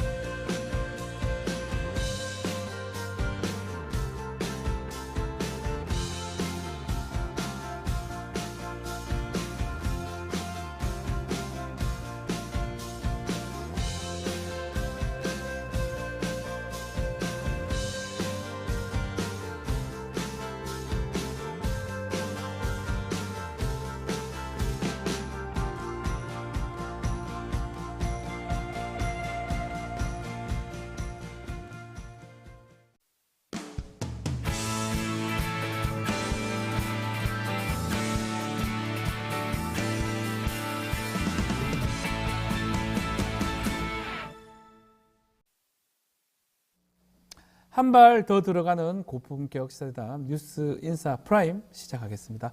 자, 매주 목요일은 종횡무진 코너입니다. 해문수님. 자, 오늘은 김신권 의대 교수님 두 분 나오셨습니다. 안녕하십니까? 네, 반갑습니다. 안녕하십니까? 예. 교수님 괜찮죠? 지난주 처음 나오셨는데. 네, 네. 재미있었습니다. 예, 알겠습니다. 말씀 잘하신다고 다들 댓글에 글들도 많았습니다. 자, 이 얘기부터 먼저 해보겠습니다. 윤석열 대통령 부부 지난 19일 회암사 사리 고불식 참석을 했었는데, 먼저 대통령이 부처님 오신 날 조계종 가서 얘기를 하고 다시 불교에 참석한 거잖아요. 어떻게 보셨습니까, 스님?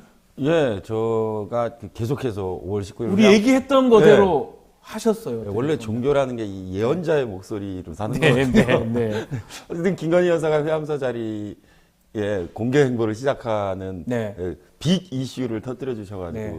국민의 이목이 부처님 사리 이혼 행사에 집중된 거에 대해서는 네. 아주 어떻게 말해야 될지 모르겠습니다. 하여간 큰일이었다고 생각합니다. 그런데 이제 그날 저도 네. 사실은 깜짝 놀란 게 네. 계속해서 저도 김건희 여사 참석했으면 좋겠다. 그 얘기를 우리 종횡무진을 보셨나요?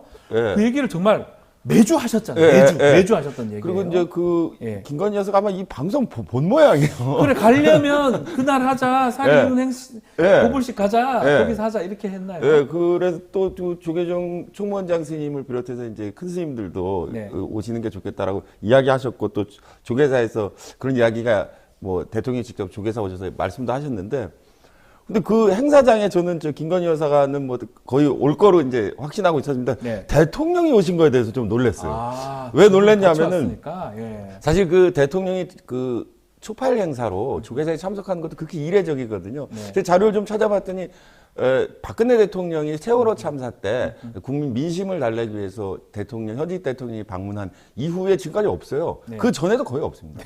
근데 그날 오셨는데 그 사흘 뒤에 네. 3, 4일 뒤에 다시 또 대통령이 나타나셨다는 거에 대해서 중복된 주제로 나타나는 거에 놀랐고, 예. 그리고 이제 초청자 입장에서 볼 때도 김건희 여사는 저도 이야기하고 조계종에서도 계속해서 김건희 여사의 초청을 했는데 네. 그 윤석열 대통령은 초청하지도 않았는데 대통령께서 직접 방문하신 이 초유의 사태. 네. 그래서 이제 굉장히 재밌었던 게 그날 사실은 김동연 경기도지사가 참석하셨는데요. 김동연 도지사 이 사건 크다. 생각하죠. 미국 출장도 일정 하루 땡기셔가지고 그렇죠. 축사해주러 오셨는데 대통령 김건희 여사 오시는 바람에 존재감이 사라지셔가지고 왔다 갔는지도 모르는. 예, 저도 처음 들었거든요. 예. 김건희 왔는지. 하여간 놀라운 일이었습니다. 자, 근데 그럼에도 불구하고 좀 전에 스님 말씀하셨지만 좀 부적절하다는 얘기도 똑같은 불교 행사를 2번 연달아 갔던 거. 대통령은 초청 받지 않았는데 갔던 거. 과연 이게 또 한 종교한테만 가는 게 맞냐, 이런 얘기들도 있는 것 같긴 합니다.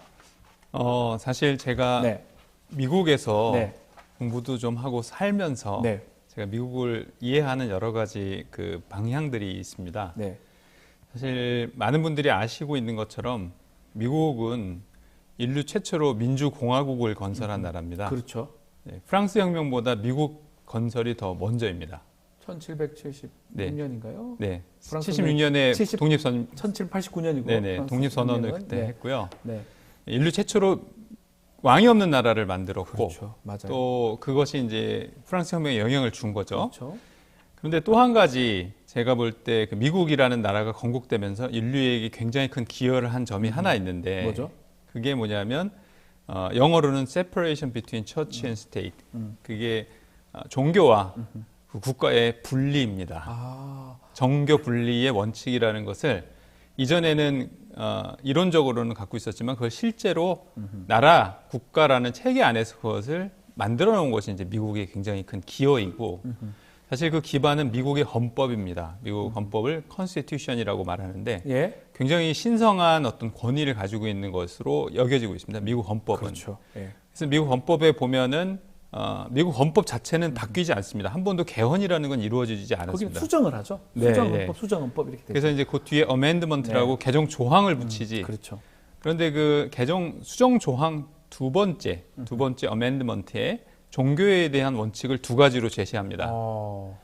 영어로는 이제 no establishment, 국교는 없다. 그다음에 free exercise. 어떤 종교든지 자유롭게 할 수 있다. 네. 이것이 이제 정치가 공공의 영역에서 분리된 혹은 공공의 영역에서 종교가 없어진 네. 그 영역을 만드는 것은 공공 영역이라고 하는데 그것이 헌법 정신이고요. 네.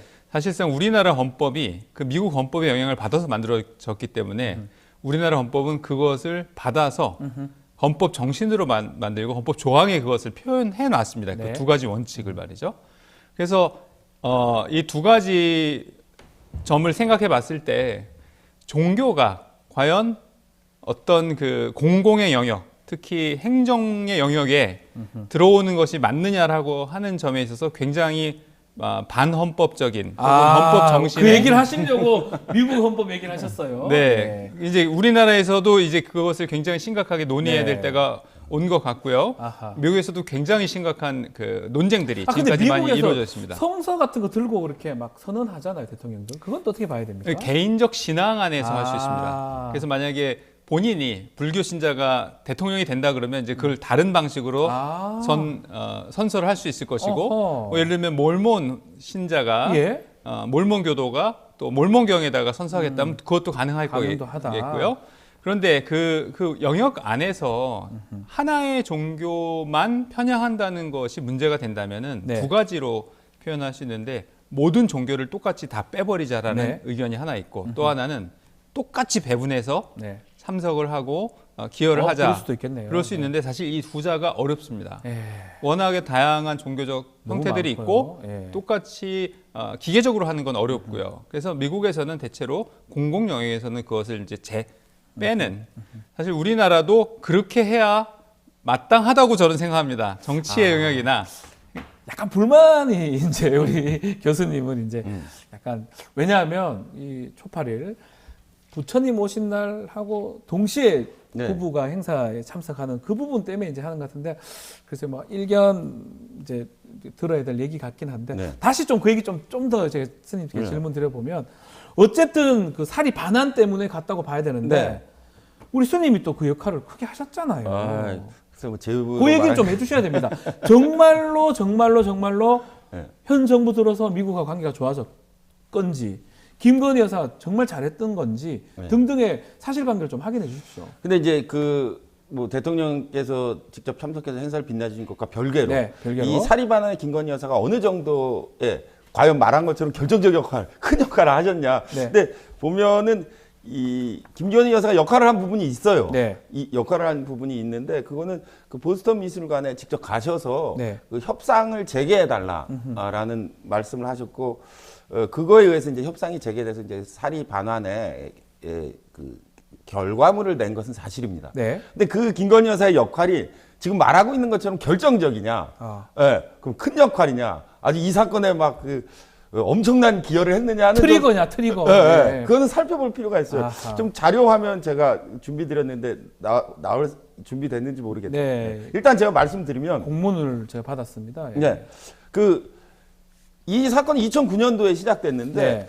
2009년도에 몇 가지 이제 사실관계를 확인할 필요가 있는데 2009년도 2월에 보스턴 미술관이 저한테 사리를 반환하겠다고 했던 공문이에요. 그러니까 이건 2009년도에 이미 사리를 반환하게 돼 있어요. 벌써 나왔고 예, 2009년 2월 27일이네요. 보스턴 미술관은 사리를 인체 유골이기 때문에 돌려주겠다. 사리구는 공예품이기 때문에 돌려주지 못한다. 네. 단 문화재청의 승인이 문화재청이 동의한다면 돌려주겠다. 2009년도에 결정된 사항이에요. 벌써 결정이 됐었네요. 근데 왜 안 왔냐? 아하. 2009년도에 왜 실패했느냐는 이제 제가 다음번 공문에서 설명드릴 텐데 2009년도에 보스턴 미술관이 그걸 돌려준다고 했을 때 6월 19일 날 문화재청장, 당시 문화재청장 이건무 청장인데 이건무 네. 청장이 거기에 반대한다는 서면을 보냈어요. 완전한 반환이 아니면 받지 않겠다. 네. 그래서 이제 보스턴 미술관은 2009년도에 사리를 문화재청이 동의하면 주겠다 그러고. 그거 약간 차이가 있네요. 네. 그 문화재청은 다 받아와야 된다. 다 받아 와야지 사리가 분리돼서 사리만 주는 건 반대한다. 안 된다. 그래서 안 된 거예요. 아. 그래서 2011년 11월 28일 날 네. 그 보스턴 미술관이 정식으로 문화재청이 반대해서 못 준다고 저한테 서면을 냈어요. 야, 이거 증거가 네. 다 있습니다. 근데 이제 그게 이제 김건희 여사가 협상이 2013년도에 최종적으로 종결됐는데, 갔죠. 예, 저 보스턴 미술관 거절 서신 이후에 질의 여러 번 저랑 만났습니다. 문화재청이 입장을 바꾸지 않아서 2013년도에 예. 일단 정지됐습니다. 근데 그거를 재개해 달라는 거예요. 아. 예. 그래서 그 협상이 열렸는데 김건희 여사 말을 종합하면 첫 번째 협상을 그 전까지 한 사람이 누구냐? 그거는 정부나 대한민국 정부가 아니니까 제가 한 거예요. 그다음에 협상을 재개해 달라. 그래서 협상이 재개됐어요. 재개한 사람은 누구냐? 근데 정부냐? 아니 제가 했어요. 해문스님 하셨는데. 왜냐하면 그 전에 협상한 사람이 저니까. 그래서 이 사건의 결론이 2023년 11월 29일 날 보스턴 미술관이 사리를 돌려주겠다고 해서 정식으로 공문을 영사관에 보냅니다. 거기에 이제 변환에 이른 경과가 쭉 나와 있어요. 저 경과에는 뭐라고 돼 있냐면 반환에 이른 경과를 자기들이 쓰고 네. 보스턴 주재 대한민국 영사관에 사리를 돌려주겠다. 문화재청이 동의하면 2009년도에 원칙으로 회귀하겠다는 공문인데 저에게는 문화재청이나 김건희 여사에 대한 언급이 없습니다. 네. 예. 그러니까 저 만약 결정적인 역할을 했다면 보스턴 미술관이 저기 썼겠죠. 야, 예. 그러면 이게 스님이 하신 거고 어떻게 보면 그냥 순리대로 갔던 건데 김건희 여사 그냥 그게 있었을 뿐이네요. 아니 있었다기보다도 이제 잘 안 되는 거를 예. 또 영부인이 이렇게 살짝 더 이슈화 시켜주시고 아. 그래서 갑자기 그러니까 김건희 여사의 역할은 문화재청이라는 걸림돌이 있었던 거예요. 네. 자, 근데 그거를 뺐다는 거죠. 그걸 뺐다는 건데. 네. 근데 이게 문제가 있어요. 왜냐? 그 문화재청이 그럼 그 전에 안 됐다가 그때는 안 되고 지금은 된다는 거 아니에요? 그렇죠. 그 왜 됐냐 이거예요. 왜 그렇죠? 그게 이제 발표 안 하고 있어요. 그 대통령 얘기는 그런 게 있어요. 어떻게 얘기했냐면 한미 관계가 좋아지니까 그래가 그것 때문에 사리가 반환됐다 이렇게 발언했던데 이 부분은 우리 교수님 어떻게 보십니까? 미국 잘 아시니까. 사실 관계가 좋아서 주고받는 것이 아니라 그렇죠. 그래 보이는. 주고받을 것이 있어야 관계가 좋아집니다. 예. 이걸 이제 서구적인 그 마인드로 조금 우리가 생각해 볼 필요가 있는데요. make a deal이라는 표현이 있습니다. 네. make a deal이라고 하는 거는 이제 협상을 하는 것이 아주 그들의 사고의 기본적인 네. 틀입니다. 사실 이 뭔가 문화재를 반환한다고 하는 거는 그 서구의 유구한 제국주의 역사를 비춰볼 때 굉장히 어려운 일입니다. 그리고 어떤 그 문화재를 본인들이 획득한 것과 보존하고 있는 모든 것은 자신들의 대의를 통해서 그것을 지금까지 하고 있거든요. 만약에 그것을 반환하고자 원한다면은 그만한 대의가 있어야 됩니다. 뜻이 있어야 된다. 뜻이 있어야 되고 그것을 충분히 설득할 수 있어야 됩니다. 그래서 제가 자료를 보면서 스님이 어떤 그 역할을 하셨는지 저도 이렇게 살펴봤거든요. 주셔서 굉장히 재미있는 대목이 하나 있었는데 그게 그 살이라는 것을 인체 유래물로 표현했기 때문에 그게 가능할 수 있었다고 저는 생각을 하고 그것이 이제 어떤 인체 유래물이라고 할 때는 굉장히 다른 윤리적 기준들이 적용이 될 수가 있고 그것은 이제 단순히 하나의 귀속되는 문화재라고 하는 의미보다도 또 다른 측면들이 윤리적인 측면들이 있기 때문에 그건 이제 반환을 해야 되는 그런 충분한 근거가 될 수 있어서 그것은 줄 수 있었다는데 그것을 이제 발견하신 건 엄청난 결정적인 기여는 우리 해문 스님이 하신 거다. 한미 관계가 좋아서 된 거 아니다. 이렇게 말씀하시네요. 근데 이게 윤석열 대통령께 제가 쓴소리 한마디 하면은 대통령 저 말씀 대통령도 그게 아니라는 걸 알고 있어요. 알고 계시다고요? 알고 있는데 저런 말을 하는 건 저 나쁘게 얘기하면 아무 말 대잔치입니다. 왜냐? 이게 보스턴 미술관과 이 사찰관의 문제예요. 그러니까 대한민국 정부와 미국 정부의 문제가 아니에요. 그러니까 사유재산에 대한 이야기인데 그러네요. 사유재산이라는 거는 반환을 요청할 수 있는 법적 기준이 당사자가 있다는 거예요. 그 당사자가 지금 그 회암사와 화장사라는 개별 사찰이 보스턴 미술관이라는 미국의 하나의 개별 법인에게 법률적 지위를 가진 당사자가 당사자에게 반환을 요청해서 그게 성사된 거예요. 애초에 그래서 정부가 개입할 여지가 없어요. 근데 무슨 한미동맹 무슨 상관이 있습니까? 약간 MSG 쳐서 본인이 한 것처럼 본인이 좀 영향을 끼친 것처럼 한 거는 너무 아쉽다 이 말이에요. 아니 그리고 한미동맹과 아무 상관없는 일을 자기에게 유리하다고 해서 대통령께서 이게 한미동맹의 결과로 왔다 그러면 그 전까지 왔던 문화재는 다 그 나라와 사이가 좋아서 왔냐? 그렇지 않거든요. 그거는 좀 너무 과장이 너무 셌다. 두 분 다 공감하시는 거네요? 네. 교수님도 그렇게 아니 공감하시고. 한미 관계가 예. 좋지 않았어도 이걸 이것을 왔을 것이다. 될 수 있었을 왔을 것이고 것이다. 또 이제 보이지 않는 유형 네. 무형의 어떤 네. 딜이 예. 있을 수 있다면은 그것을 통해서 반환될 수 있는 것이지 아하, 예. 그것이 단순히 어떤 권력자의 말 한마디로 그걸로 그게 미국 협상이 사람들 두지 않는다. 이루어지지 않습니다. 않는다. 그냥 재미있는 예 하나로 예. 영국에 있을 때 저희 학교 옥스포드는 그 대학교 도서관이 책을 빌려주지 않습니다. 왜요? 집에 못 가져가는 그냥 레퍼런스 라이브러리는 그냥 가서 볼 수만 있는 예, 예. 도서관이지 절대 안 빌려주거든요. 그렇군요. 왕이 그거를 책을 빌려달라. 왕이. 그랬더니 사서들이요. 사서가요? 목을 내놓고 나를 죽이고 빌려가십시오. 그래서 결국 책을 안 빌려줬다고 해요. 그래요? 예, 그 라이브러리안이라는 와. 예, 단순히 그냥 그런 사서 이런 개념이 아니라 네. 굉장히 그 자부심이 강하고 아하. 인류의 유산을 보존한다고 하는 지키고 보존하는 그런. 네네 그런 책임을 갖고 있습니다. 아하. 그래서 권력자가 한마디 했다고 이걸 반환하겠습니다. 그런 일이 절대 일어나지 있을 않을 수 것이다. 없습니다. 알겠습니다. 이해가 됩니다.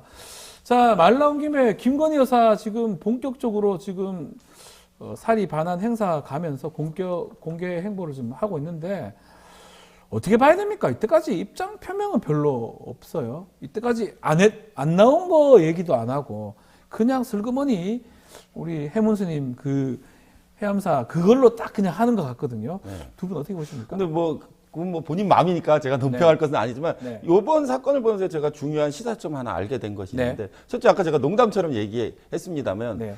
그 대통령이 김건희 여사와 네. 같이 나올 거는 그 누구도 예상하지 못했다고 말씀드렸잖아요. 아무도 몰랐어요. 아무도 몰랐어요. 예. 정말 아무도 몰랐어요. 예. 예.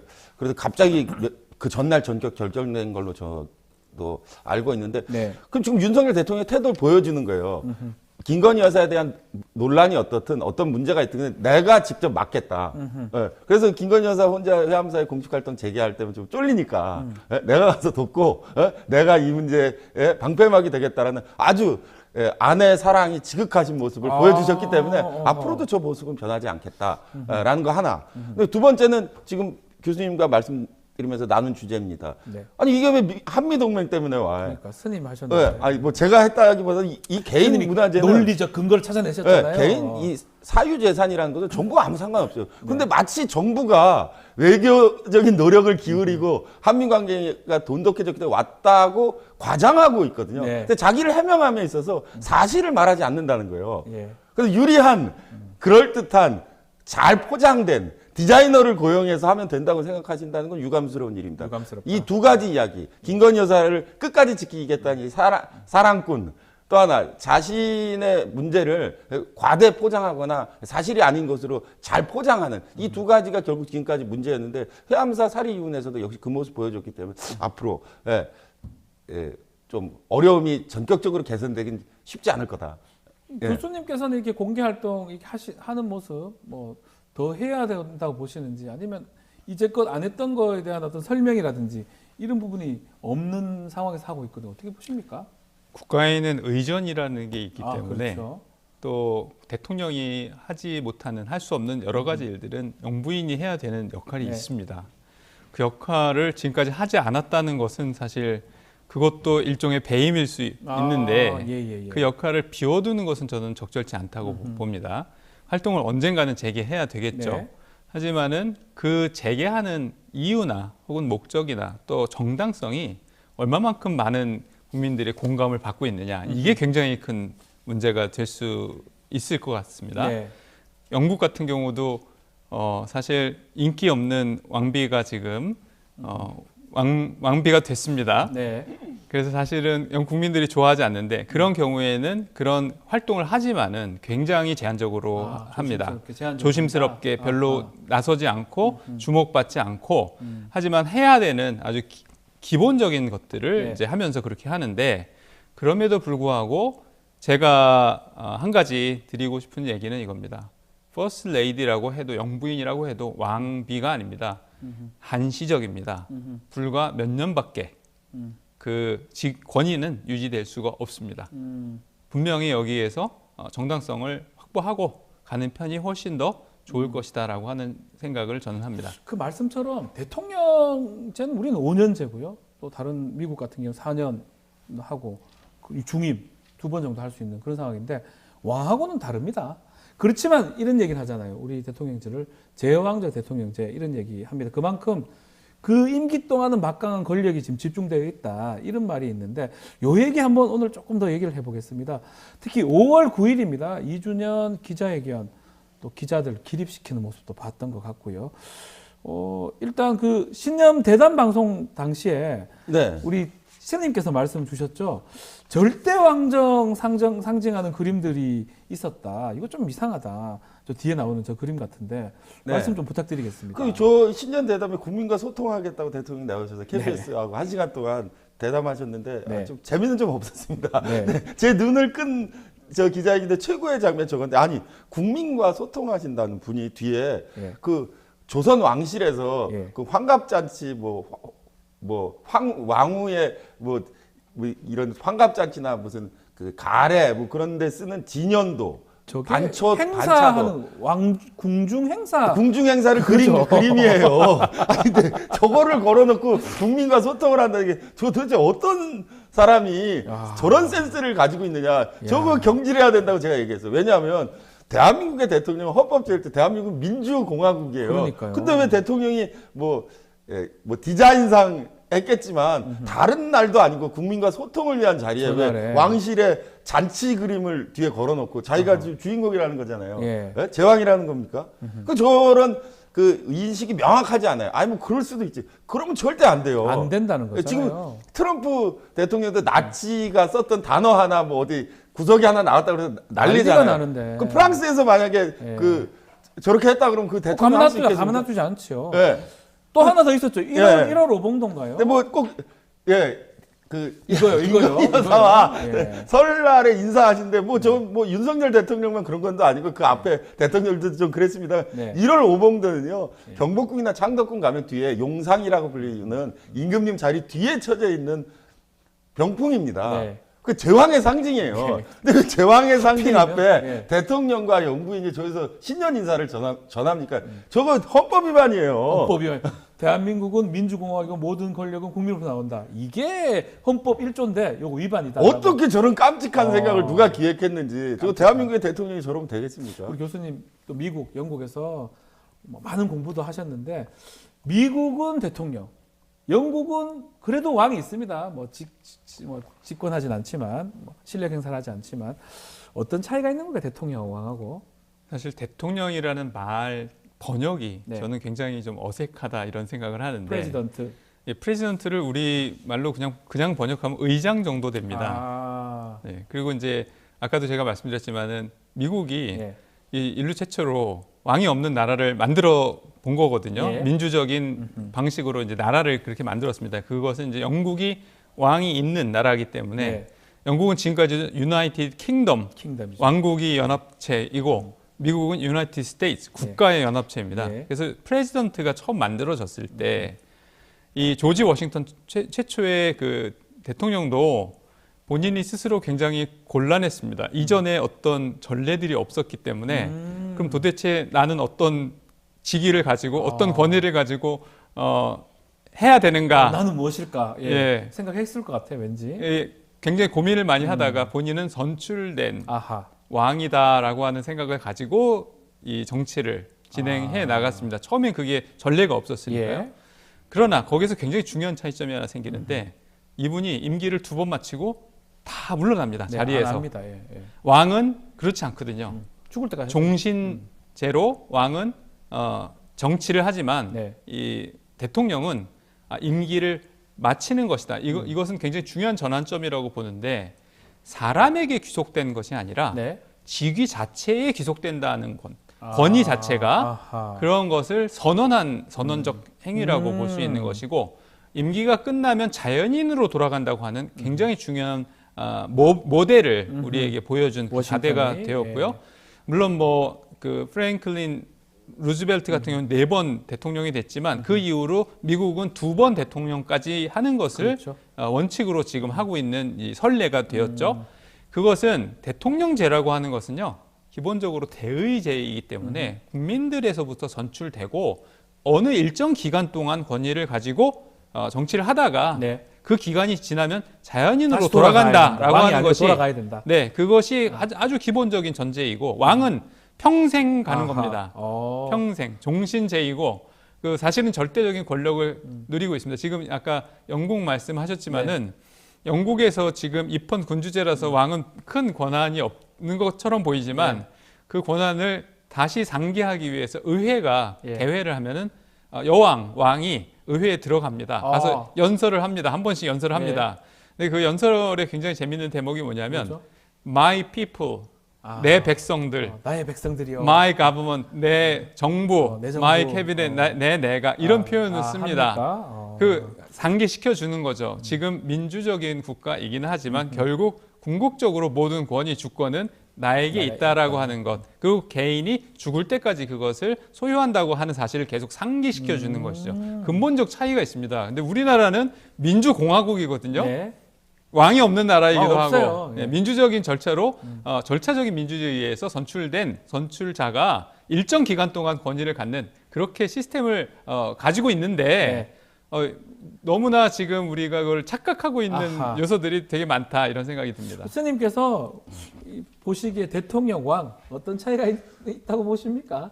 그거는 대통령과 왕과 너무 차이가 크죠. 너무 크다. 근데 이 대통령이란 예. 말이 주는 오해 때문에 이 한문으로 생각해 보면 대통령이라는 것은 일단 일제 잔재입니다. 이거 다이토료인데요. 그렇죠? 일본이 번역해서 썼는데 이 대통령제 비극은 한국 최초의 대통령은 이승만 대통령인데 이승만 대통령이 그 상해 임정의 초대 대통령이에요. 그때도 탄핵됐어요. 탄핵됐습니까? 그리고 실제 대통령도 하야했고. 예. 이 대통령이란 말이 주는 게 무서운 말이 있는데 대통령의 대자를 떼버리면 통령이란 말인데 이거는 영장을 통솔한다는 고전적인 용어입니다. 영장은 뭐냐면 지금으로 치면 대대장쯤 되는 군인들을 통솔하는 게 통령이에요. 네. 삼도수군 통제사 이순신 장군 얘기할 때 그런. 근데 이 통령에 대자를 붙여서 군인을 통솔하는 군벌의 뜻이 있는 거예요, 이게. 그래서 또 다른 일본어 번역으로 대통령은 총통입니다. 히틀러 했던. 그렇죠. 근데 대통령과 총통은 사실 같아요. 근데 히틀러가 느낌 안 좋으니까 대통령 쓰고 있는 것인데 근데 이 용어 자체가 좀 잘못됐다. 용어를 좀 그러니까 군사적인 통치자라는 뜻이 있는 거예요, 한문으로. 통수한다 그러죠. 군 통수권자의 이미지가 강하기 때문에 그 민주국가에서 맞지 않아요. 이 대통령이란 말을 일단 바꿨으면 제일 좋겠다. 의장이라 하기 조금 뭔가 이상한데. 중국 같은 곳이나 대만은 주석이라는 말을 쓰는데 저는 이제 가끔 농담처럼 우리말로 바꾸자. 대통령 누가 임금이라는 말은 옛날에 썼으니까 다른 말 좋은 거 없냐 그래서 제가 그냥 나으리로 바꿔라. 네, 나으리. 난 사람이니까. 나으리. 근데 대통령이란 말이 너무 권위적이에요. 네, 맞아요. 그래서 이거 빨리 좀 바꿔야 된다고 생각합니다. 알겠습니다. 자, 오늘 조경무진 코너 해문스님 또 김신권 교수님과 함께했습니다. 두 분 감사합니다. 감사합니다. 네, 자 뉴스인사 프라임 유튜브 멤버십 회원에게만 제공이 되고요. 당일 저녁 일반인에게 공개가 됩니다. 멤버십 회원 가입 방법 유튜브 게시판에 확인이 가능합니다. 많은 관심 부탁드리고요. 저는 내일 아침에 다시 뵙겠습니다. 감사합니다.